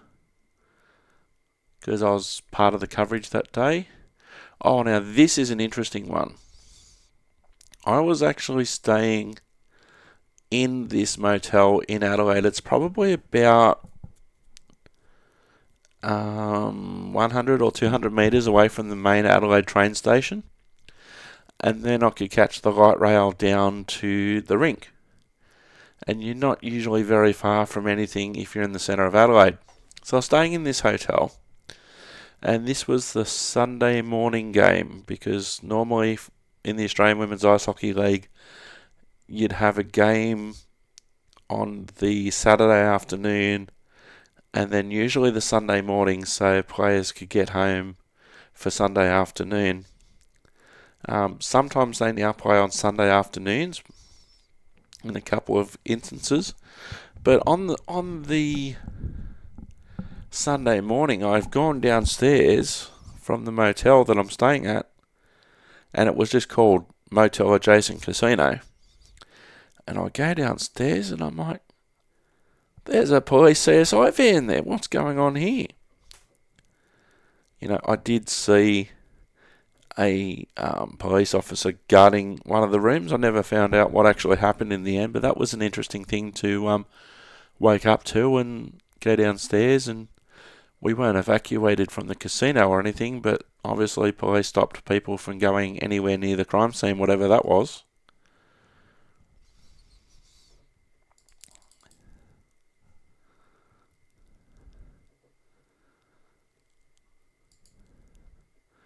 Oh yes, the logo of the Adelaide Rush. It's a stick. It's a puck. Because I collected pucks and also hockey jerseys. More hockey jerseys these days, but this is the hockey puck of the Adelaide Rush women's team. Yes, the flags and banners end at Adelaide Ice Arena, and it shows there perfectly. The Australian flag at the top, the various state and territory flags. And then if a team in the national competitions won a competition, they'd put their banner up. Based on seeing this photo, it was obviously some time since Adelaide had actually won anything in the men's competition 2009 and in the women's competition 2012. The teams have had various names over the years. The Adelaide Adrenaline, the Adelaide Avalanche, the Adelaide Assassins, the Adelaide Adrenaline, and now for the women's team, the Adelaide Rush.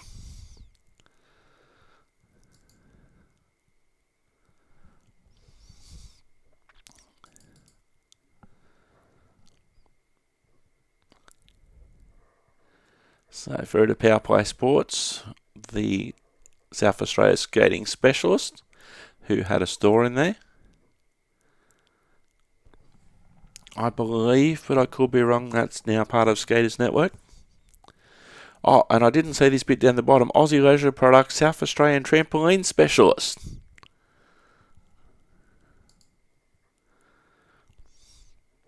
Oh, this for some reason is the internals of a pedestrian push button for a set of traffic lights that I obviously spotted while I was in Adelaide.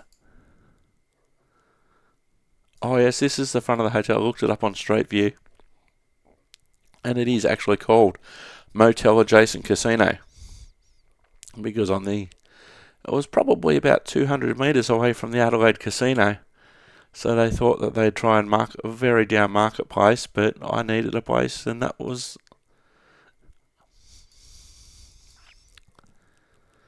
I like this. Zambrino Mexican with a mission to-do list. So this might have been the Mother's Day weekend. To-do list. Call your mum. Get Zambies. Don't let the existential dread set in and they spent existential wrong. Don't let it set in and recharge your Metro card, which is the public transport smart card for Adelaide. Oh, the Adelaide Festival was on it. The Adelaide Fringe Festival was on at the time. And they use the initials AF to Adelaide Festival AF to advertise it. That's probably why I got, because the Fringe Festival was on at the same time as I was going for this hockey game, so it was hard to get accommodation. That's right. And then actually at the Adelaide train station, and I think this is still there from the last time I was there, at one of the cafes inside the main Adelaide railway station is a picture of a double-decker train from Sydney, which looks very unlike the trains that Adelaide uses. And at the time of this photo, Adelaide didn't even have electric trains. The Donut Inn, that's where it is. The Donut Inn. Their hot chips were actually quite nice.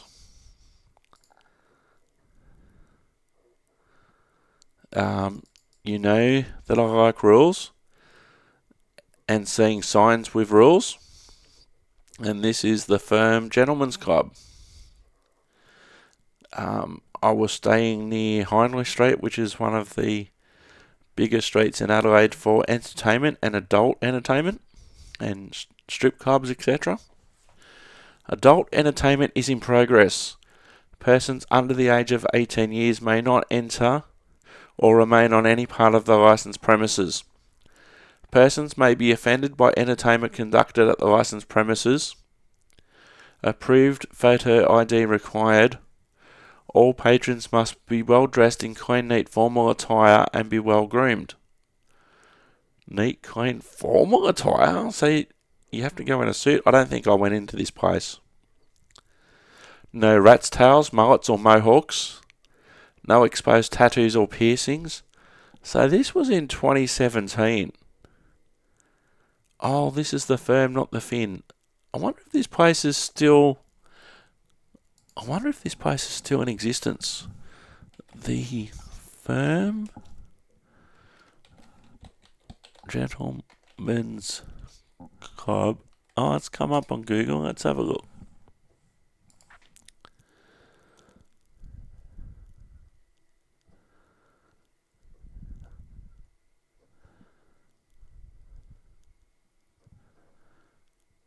Well, I think it's still open. It's closed at the moment, but it's still in business. Okay.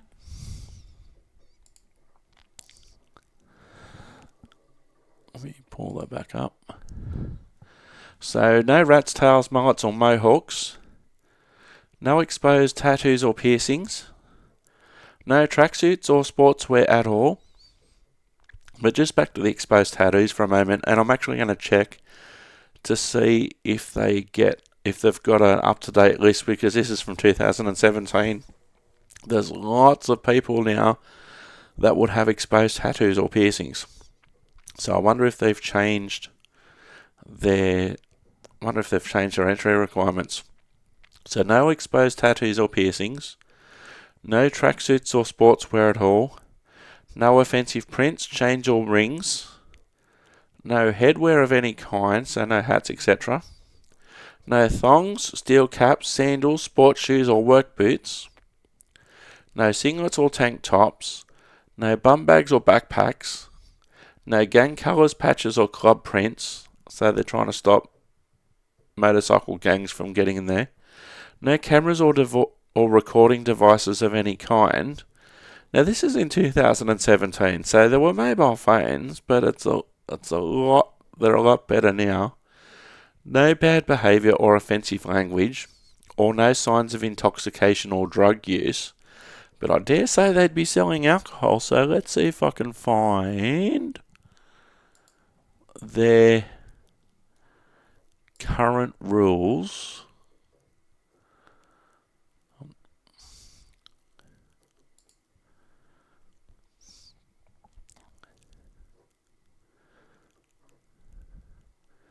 It's interesting that their website is the firm GC for Gentlemen's Club, you idiot. I was thinking Gold Coast.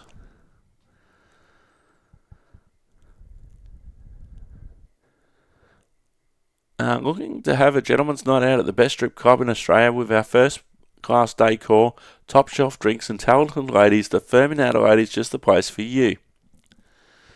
If you're looking to visit us, you must keep in mind our dress code for your secured entry. Please see below for a list of what is to be avoided at our club and enjoy your night with us. Approved photo ID required. All patrons must be well dressed in neat, clean, formal attire and be well groomed. No, I do not want to join your VIP list. No rats, tails, mullets or mohawks. So this looks exactly the same as what I just read from 2017. No exposed tattoos or piercings. I thought they actually might have taken that out. No tracksuits or sportswear at all. No offensive prints, chains or rings. No headwear of any kind. No thongs, steel caps, sandals, sports shoes or work boots. No singlets or tank tops. No bum bags or backpacks. No gang colours, patches or club prints. No cameras or recording devices. No bad behaviour or offensive language. No signs of intoxication or drug use. And in capitals, dress code and behaviour standards are enforced by management and are not negotiable. Doesn't say when the website was last updated. So they're open 7 p.m. till 5 a.m. Wednesday to Saturday and 8 p.m. till 5 a.m. on Sunday. Performer applications. I wonder how...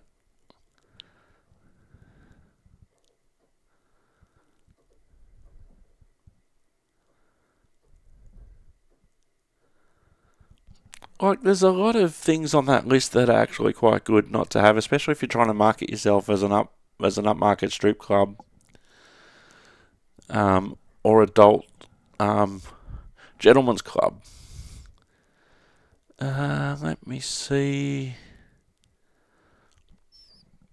In order to be a successful applicant of the firm, we're looking at the performers now. You must possess the following qualities.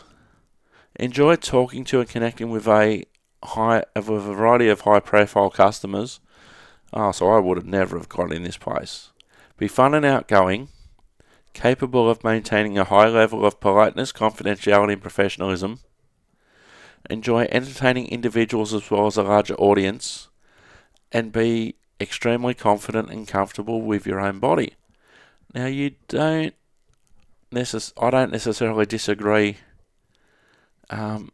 with any of that, or a lot of their arrangements in terms of what they're asking for from the clientele.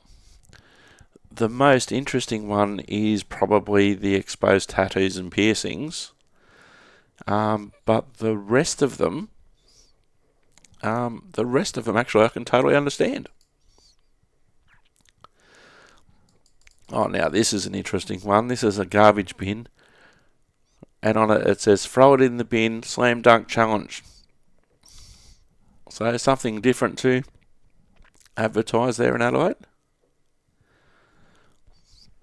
What's this one? Temporary parking control. No standing at all times, tollway area. Parking temporarily changed, please read sign. So it's probably for the festival, I'd say, that they've put a no standing zone in for what normally isn't a no standing zone, I'd say. Oh, there's an Air New Zealand plane at the airport.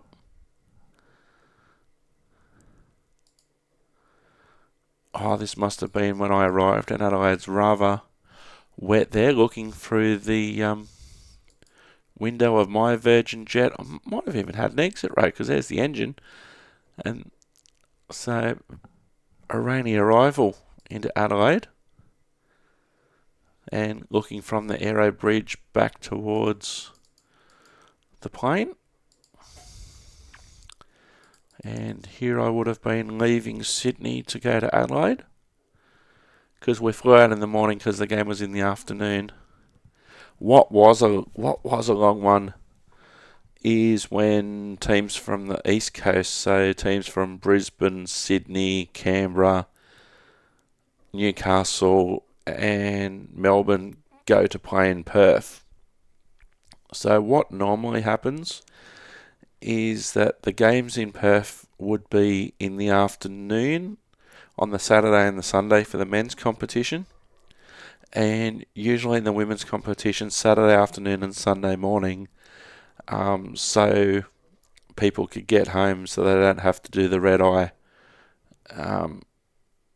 But having done the trip a couple of times with the Bears hockey team, it's an interesting experience because you arrive in at the airport early because you're travelling as a group with hockey equipment, etc.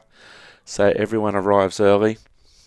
They get to the airport, they do airport stuff, and then you fly over and you arrive in Perth in the afternoon. I think it's about 1 or 2 o'clock in the afternoon with the start of the game at 5 p.m.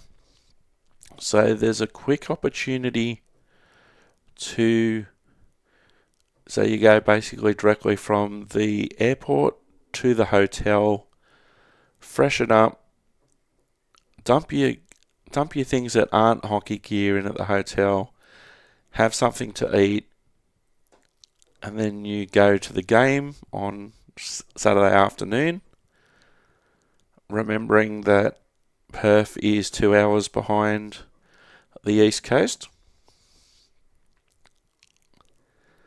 So you probably have to be at the rink at, say, 3 p.m. So I think maybe even if the flight arrived at 12 or 1 o'clock in the afternoon, it was tight to get to the hotel, dump your things, freshen up, get ready with your hockey gear and what you were wearing to go to the rink. You'd probably be at the rink at 3:30, go through your warm-up procedure, and then start the game at 5. The game would go through to about 7:30. You'd have a shower at the rink, get ready to go to the pub to have your food, your dinner after the game, and then some people would go out, some people wouldn't after that. On the Sunday morning, and this is where it varies between the men's game and the women's game, the women would pretty much get up, get ready, go straight to the rink, and then they'd be basically done by lunchtime, back to the airport, fly home, be back early evening in Sydney Sunday night, and then go home from there. So they'd be at least in their beds on Sunday night and then go into Monday, do whatever they did for the week. In the men's game, they were still playing at 5 o'clock in the afternoon. So what would happen there is that Sunday morning would be partly recovery. Some people would go to the beach. Some people actually went over to Rottnest Island, or they'd do touristy things. Some people actually went over to Rottnest Island, come back for lunch, and then repeat the process from Saturday. And then on Sunday, you might go to the pub briefly or go straight to the airport and then be on the red-eye flight that leaves Perth about, I think it's like 10 p.m. Perth time, to arrive back into Sydney at about 6:30 a.m. Monday, 7 a.m. Monday. You could always tell in the hockey team environment, you could always tell who were the rookies or who were the inexperienced people in terms of the red-eye flight and the effects of it, because they were the ones who were thinking that they would be going straight from the airport straight to work on Monday morning. The more experienced people would either take Monday off work totally, or they'd work in the afternoon.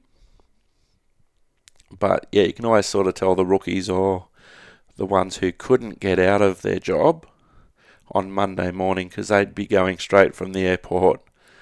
It's a pretty big weekend.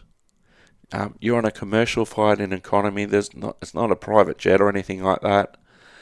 But they were fun road trips. I did the red eye once with the team, and then on the second time, I actually arrived into Perth on the Friday, and I left on the Monday, and that actually worked out to the advantage of the team on the second time we went over, because when you've got a hockey team, you've got a lot of equipment, primarily the guys' sticks, that like every hockey player has at least one or two hockey sticks that they take on the plane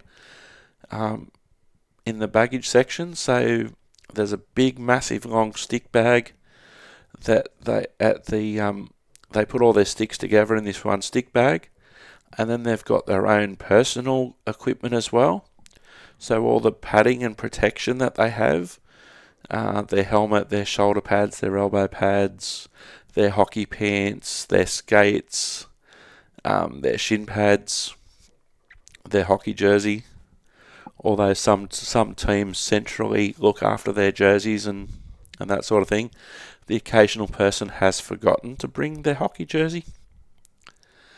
And so what actually happened on the second occasion, a lot of the teams lately have been hiring small vans or small trucks to take all the equipment, and then hiring a minivan for themselves, for the team.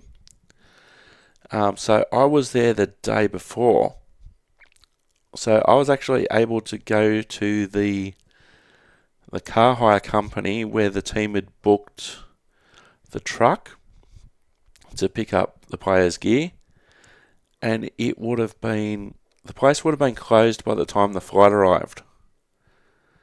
I'm talking 2016, 2017. So I was able to pick up the small truck before the place closed, and then I did laps at the airport waiting for the team to arrive on the plane, and then I loaded, and some of the other guys helped to load all the gear into the back of the truck. And then I drove to the hotel and then to the rink, and then all the players got their own equipment, and we did the same process each day. And then I stayed over on the Monday.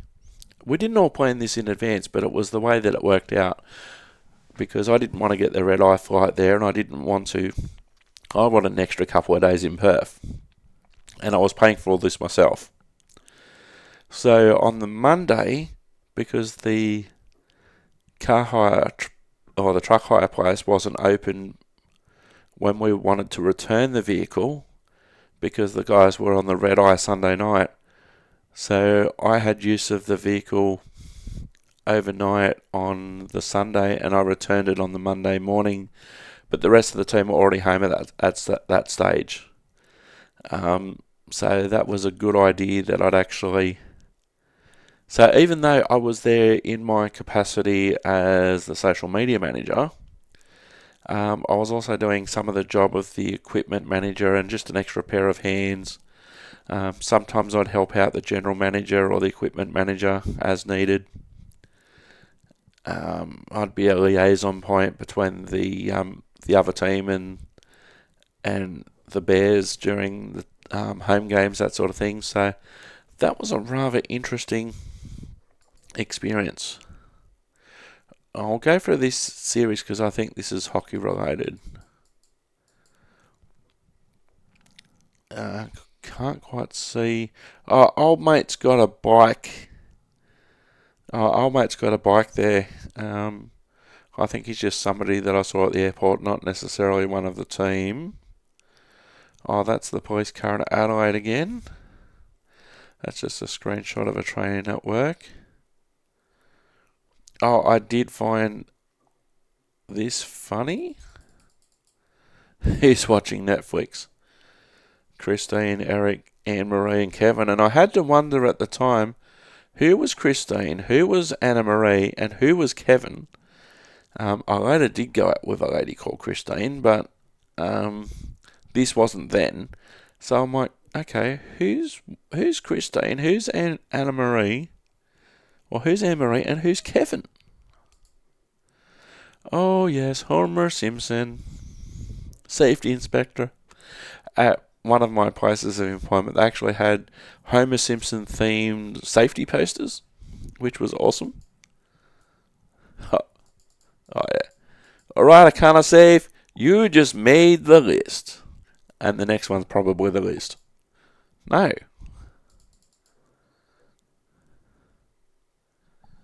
Oh, this one's interesting. A Twitter screen cap. The Bathurst 12-hour motor race at Bathurst was on. Officials are busy early. Black flag for car 62 for not acknowledging their presence on the event email system. So what that meant was that if you're in a race, when you get a black flag, you may have to go to the pits to serve a penalty. So you stop racing, you go into the pits, you stay there for a little bit, serve a time penalty, then you go back into the race.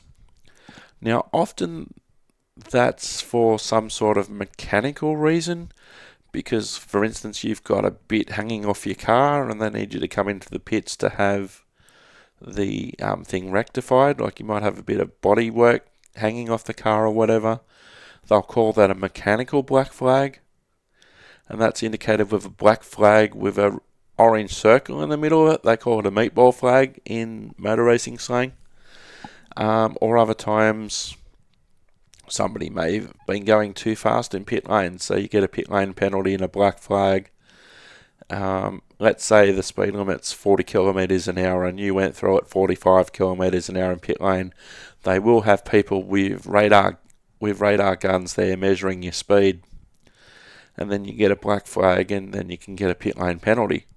So imagine if this car 62, had to serve a pit lane penalty because their team did not acknowledge their presence on the event email system. I don't remember if that actually happened, but I did find that tweet hilarious. It's me after a training session on the ice at Liverpool. I remember because of the seats in the background. Oh, Forza, yes. Where you can design your own number plate. So I was driving a BMW and I made, of course, the plate Erk 69. 69's my favourite number. Oh, I choose you, and there's a picture of a train. Poor Ralph Wiggum. Oh, you might think, what the hell is going on here? This is at the Hunter Ice Skating Stadium. It's the Australia Day long weekend, and there's a hockey 3-on-3 tournament that they called the Stampede on at the time. So I thought the Australia Day long weekend I'd wear an Australian flag t-shirt, and I'd also wear a fake beard, red, white and blue, which ironically is also the colour of the Newcastle North Stars in the Australian Ice Hockey League, the Melbourne Ice, the Perth Thunder. Is there anybody else? At times the Adelaide Adrenaline.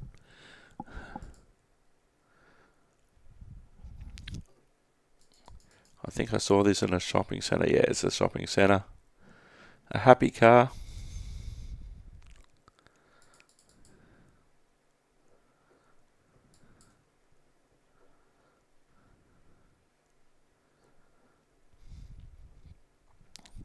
Oh, Gladys Berejiklian, Glenn.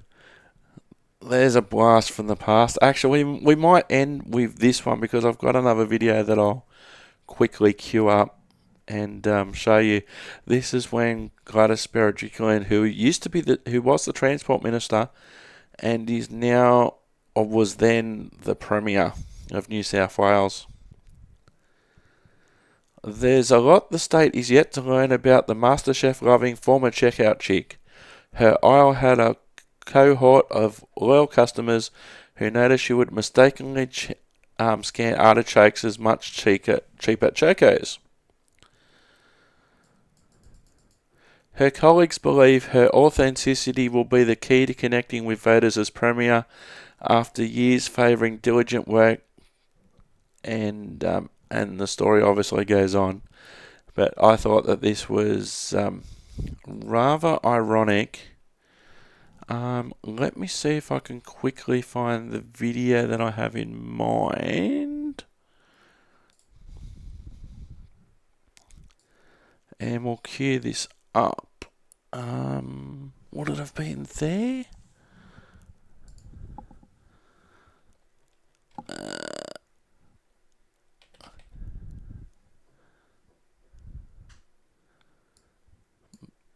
Maybe.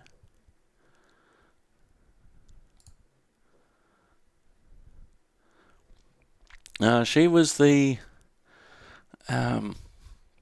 New South Wales Premier. Remix Matrix, I think they were. Yes, this is the one, I think. She was the Premier of New South Wales when COVID-19 happened. And I was going to react to this video at one stage or another, but we might as well do it now, considering her photo. I'm a bit tired of hearing people saying, I don't know how to do my... Oh, hang on. I'll just get the link first.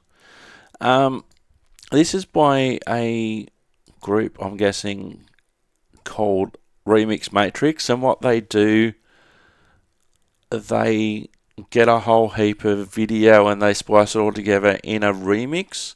So when COVID was a thing, and it still is a thing, but we're talking still a thing in terms of lockdowns, etc. So each of the state premiers would have a press conference, and they'd announce how many people were in hospital, how many people were in intensive care, and how many people had died. I'm a bit tired of hearing people saying, I don't know how to do my job properly. Hang on a second, let me just fix this up.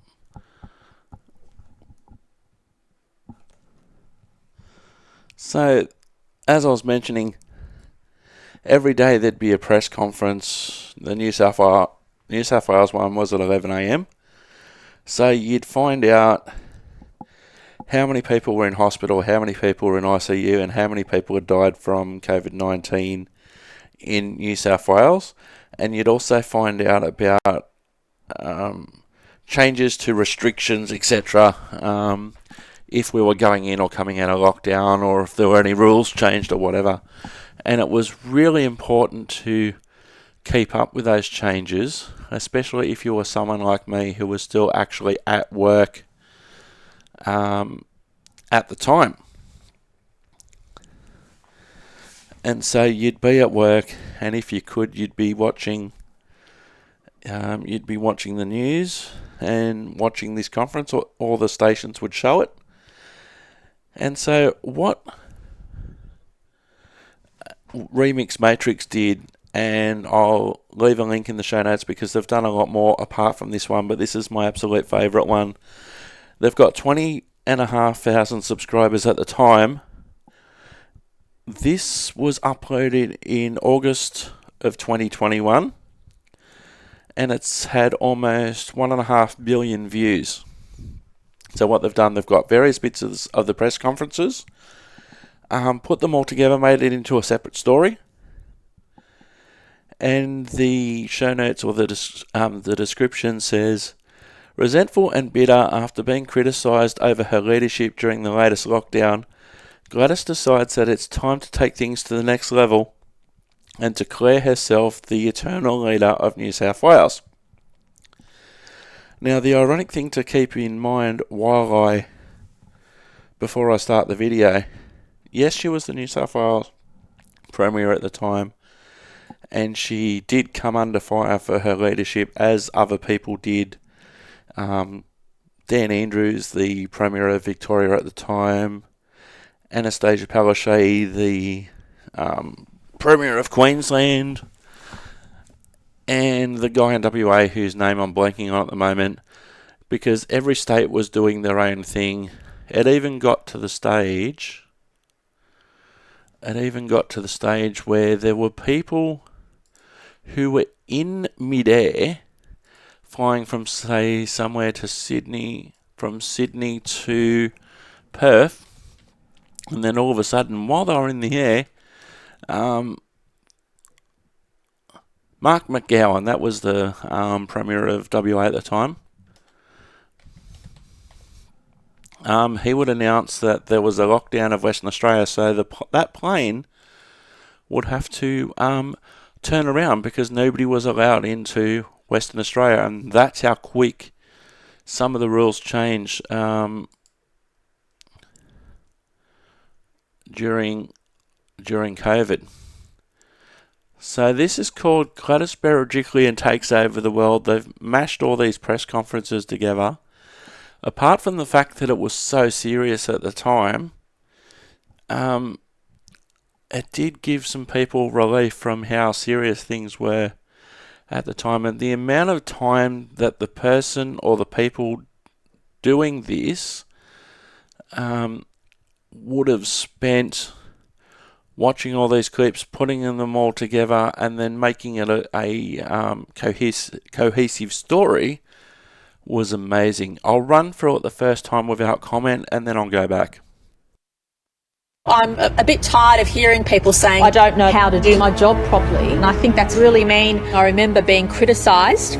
Just remind everybody how criticised I was. That's not acceptable. I hope everybody likes staying at home because we are going to go into lockdown forever. Nobody from New South Wales is going anywhere. We will have 2 million police officers standing at the corner of every street to monitor every single citizen. We're really watching very closely. I hope this really will be devastating. We don't like to be heavy-handed, but what we need to say today now is that if you leave home, we will give you a death sentence. Please know that you will be shot in the face, and I hope it's painful. You are required to obey what we say when we say it, and if you don't, you can prepare to die. I've said from the outset, I don't care about your life and the life of those around you. I don't really give a shit. The government is now about to announce what we call the final solution. We are inspired by history and realise we can very easily permanently get rid of anybody thinking illegal thoughts. We aim to have absolutely zero freedom. Follow the rules or else you'll never be seen again. If you think you can live freely under our very strict and harsh regime, I have news for you. If you even consider breaking the rules, I will personally stab you in the head and rip your guts out. We have 24 hours surveillance of every single person in the community. We want to cause anguish, hurt and suffering to as many citizens as possible. Every day at 11 o'clock, every citizen in this state must listen to me. This is the Fourth Reich, and I will make sure that I never, ever, ever give up power till the day I die.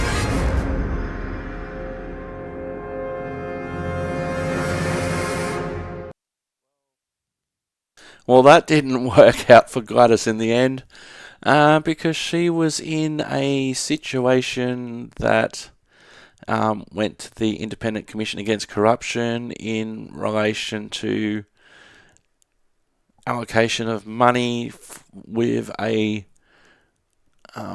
politician that she was in a relationship with and showing favouritism to the community that the person that she was involved in the relationship was in. She left politics. I don't remember exactly when, but it wasn't super long after this video. In reality, I think everything had died down in terms of so let's have a look.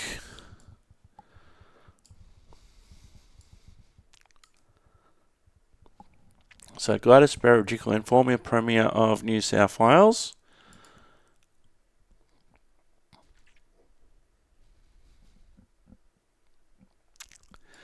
As I mentioned, she was the Transport Minister immediately before becoming the Premier.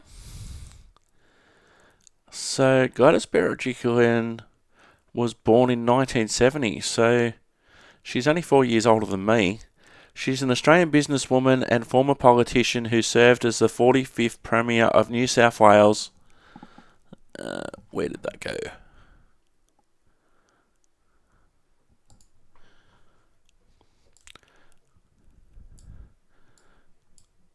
Where are we? She served as the 45th Premier of New South Wales and the leader of the New South Wales division of the Liberal Party from 2017 to 2021. Berejiklian currently works as an executive for the telecommunication company Optus. She became a member of the New South Wales Legislative Assembly after winning the electoral district of Willoughby in the 2003 state election. So she was elected in 2003. She was given the role of Treasurer and Minister for Industrial Relations in the second Baird government and Minister for Transport in the O'Farrell and first Baird governments. She was also the Deputy Leader of the New South Wales Liberal Party between 2014 and 2017. She assumed the role of Premier after Mike Baird's resignation in January 2017. She was re-elected after winning the 2019 state election. In her second term, she led New South Wales' response to the COVID-19 pandemic.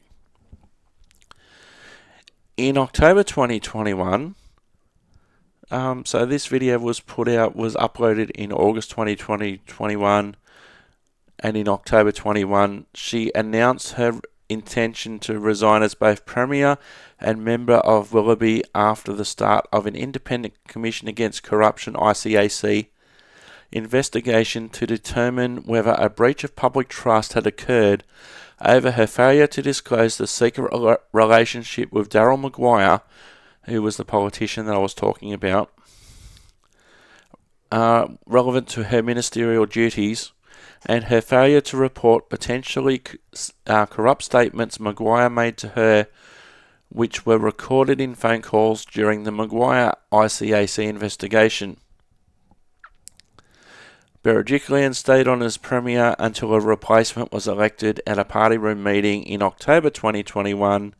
Treasurer Dominic Perrottet succeeded Berejiklian as Premier of New South Wales. In 2023, ICAC findings stated that Berejiklian engaged in serious corrupt conduct by refusing to report Maguire's corrupt statements to her, but did not recommend criminal charges against her, as ICAC evidence is not admissible in criminal court due to the loss of the right to silence within hearings. So I'll summarise this next bit. She was born in Sydney to Armenian parents, and she only spoke, even though she was born in Australia, she only spoke Armenian until she was 5 years old and remains fluent in Armenian. And so pretty much I've really summarised the main bits of her there. But to have a look back at this, back at these press conferences, and I'll just go through bits at a time. I'm a bit tired of hearing people saying, I don't know how to do my job properly. And I think that's really mean. I remember So what would happen at these press conferences, these were every day, and you'll see the range of clothing that she wears during all these press conferences that were recorded. So you would have, and it was usually her 7 days a week. Sometimes I think there may have been the state or the deputy premier sometimes, but it was pretty much her all the time. You'd have, to camera left, you'd have the Auslan interpreter, and you'll see various there are various people of those in these shots. Now behind Gladys Berejiklian, you'd have somebody behind her, usually, but not always. Sometimes that would be the police commissioner or a senior police officer.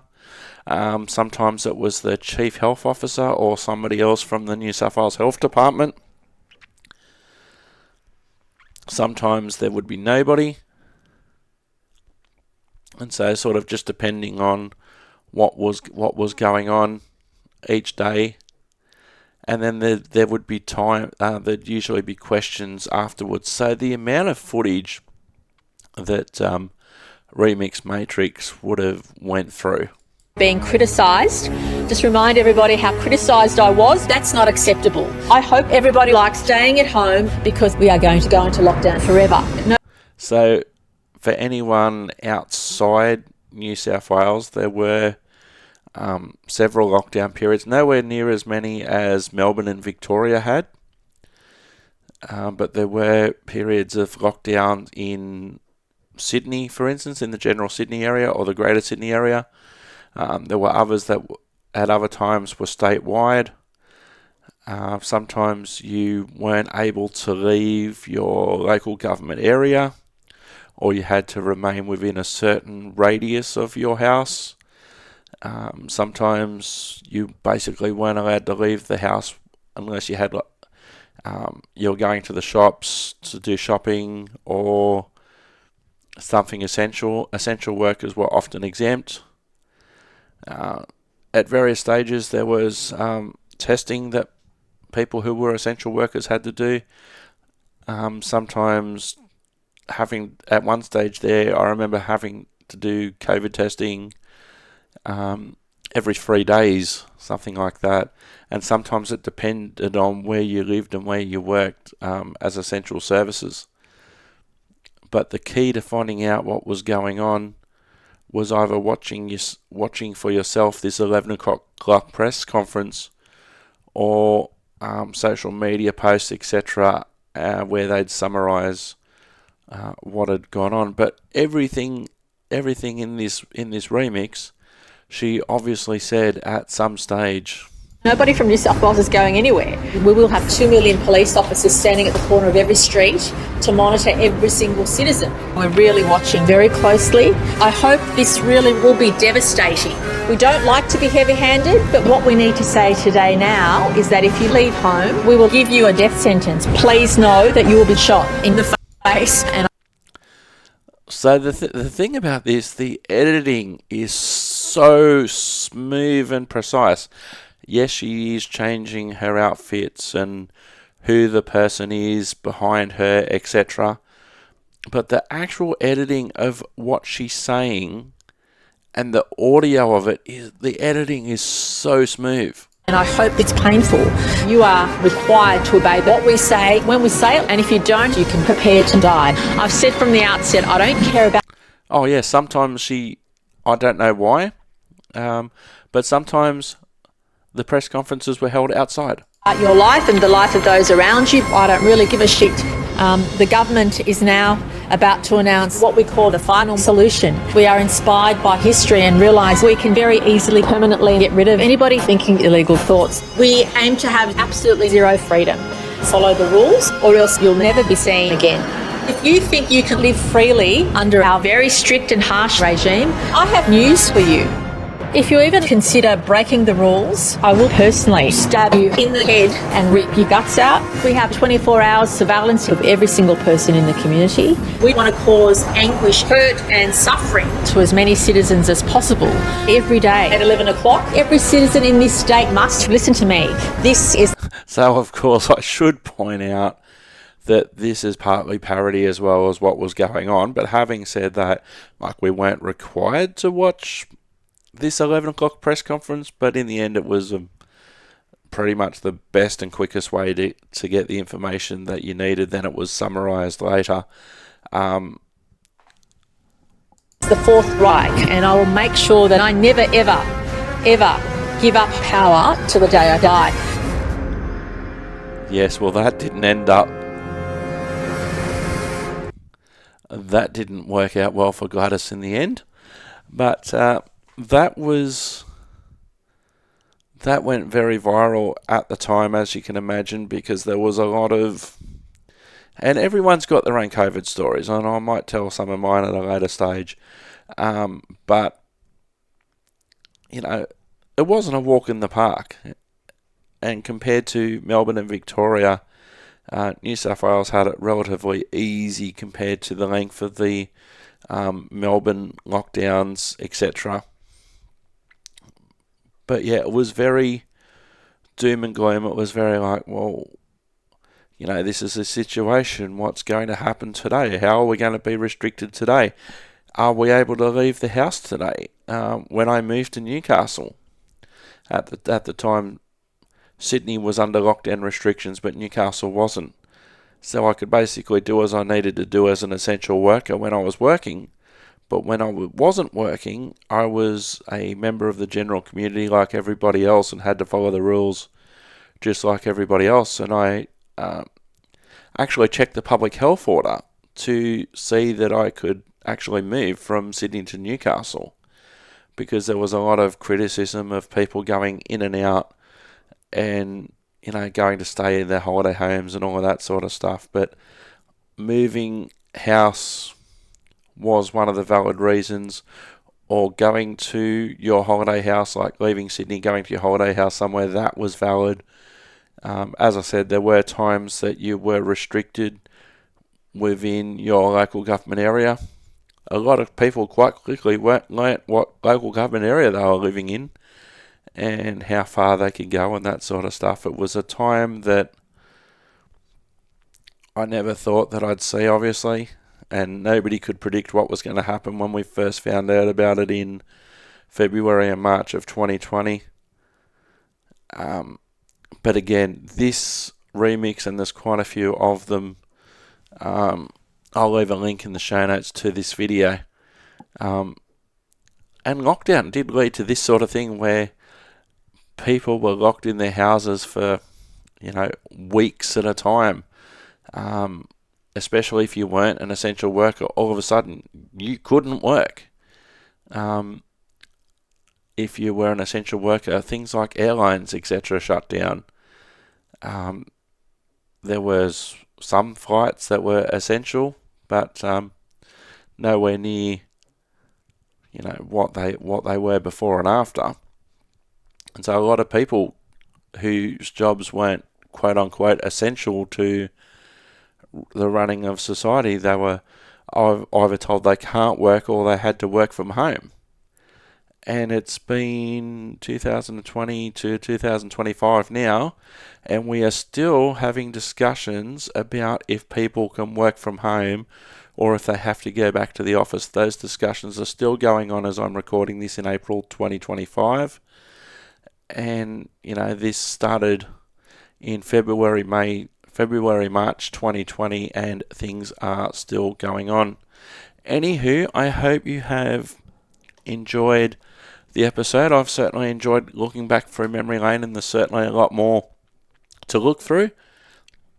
I've been Simulated Erk. Thank you very much for watching. Hang on, I'm not Simulated Erk. This isn't Simulated Erk. I'm Eric Brook. This has been Erk Pod. Thank you very much for watching. Or listening. Hope you have enjoyed. You should be able to find this episode on your podcatcher of choice for audio listeners. And you can also find it on YouTube as well for people who want to see what I'm talking about. I've been Eric Brook. Thanks for watching. Hope you have enjoyed. Ta-ta and farewell and cut. Bye for now.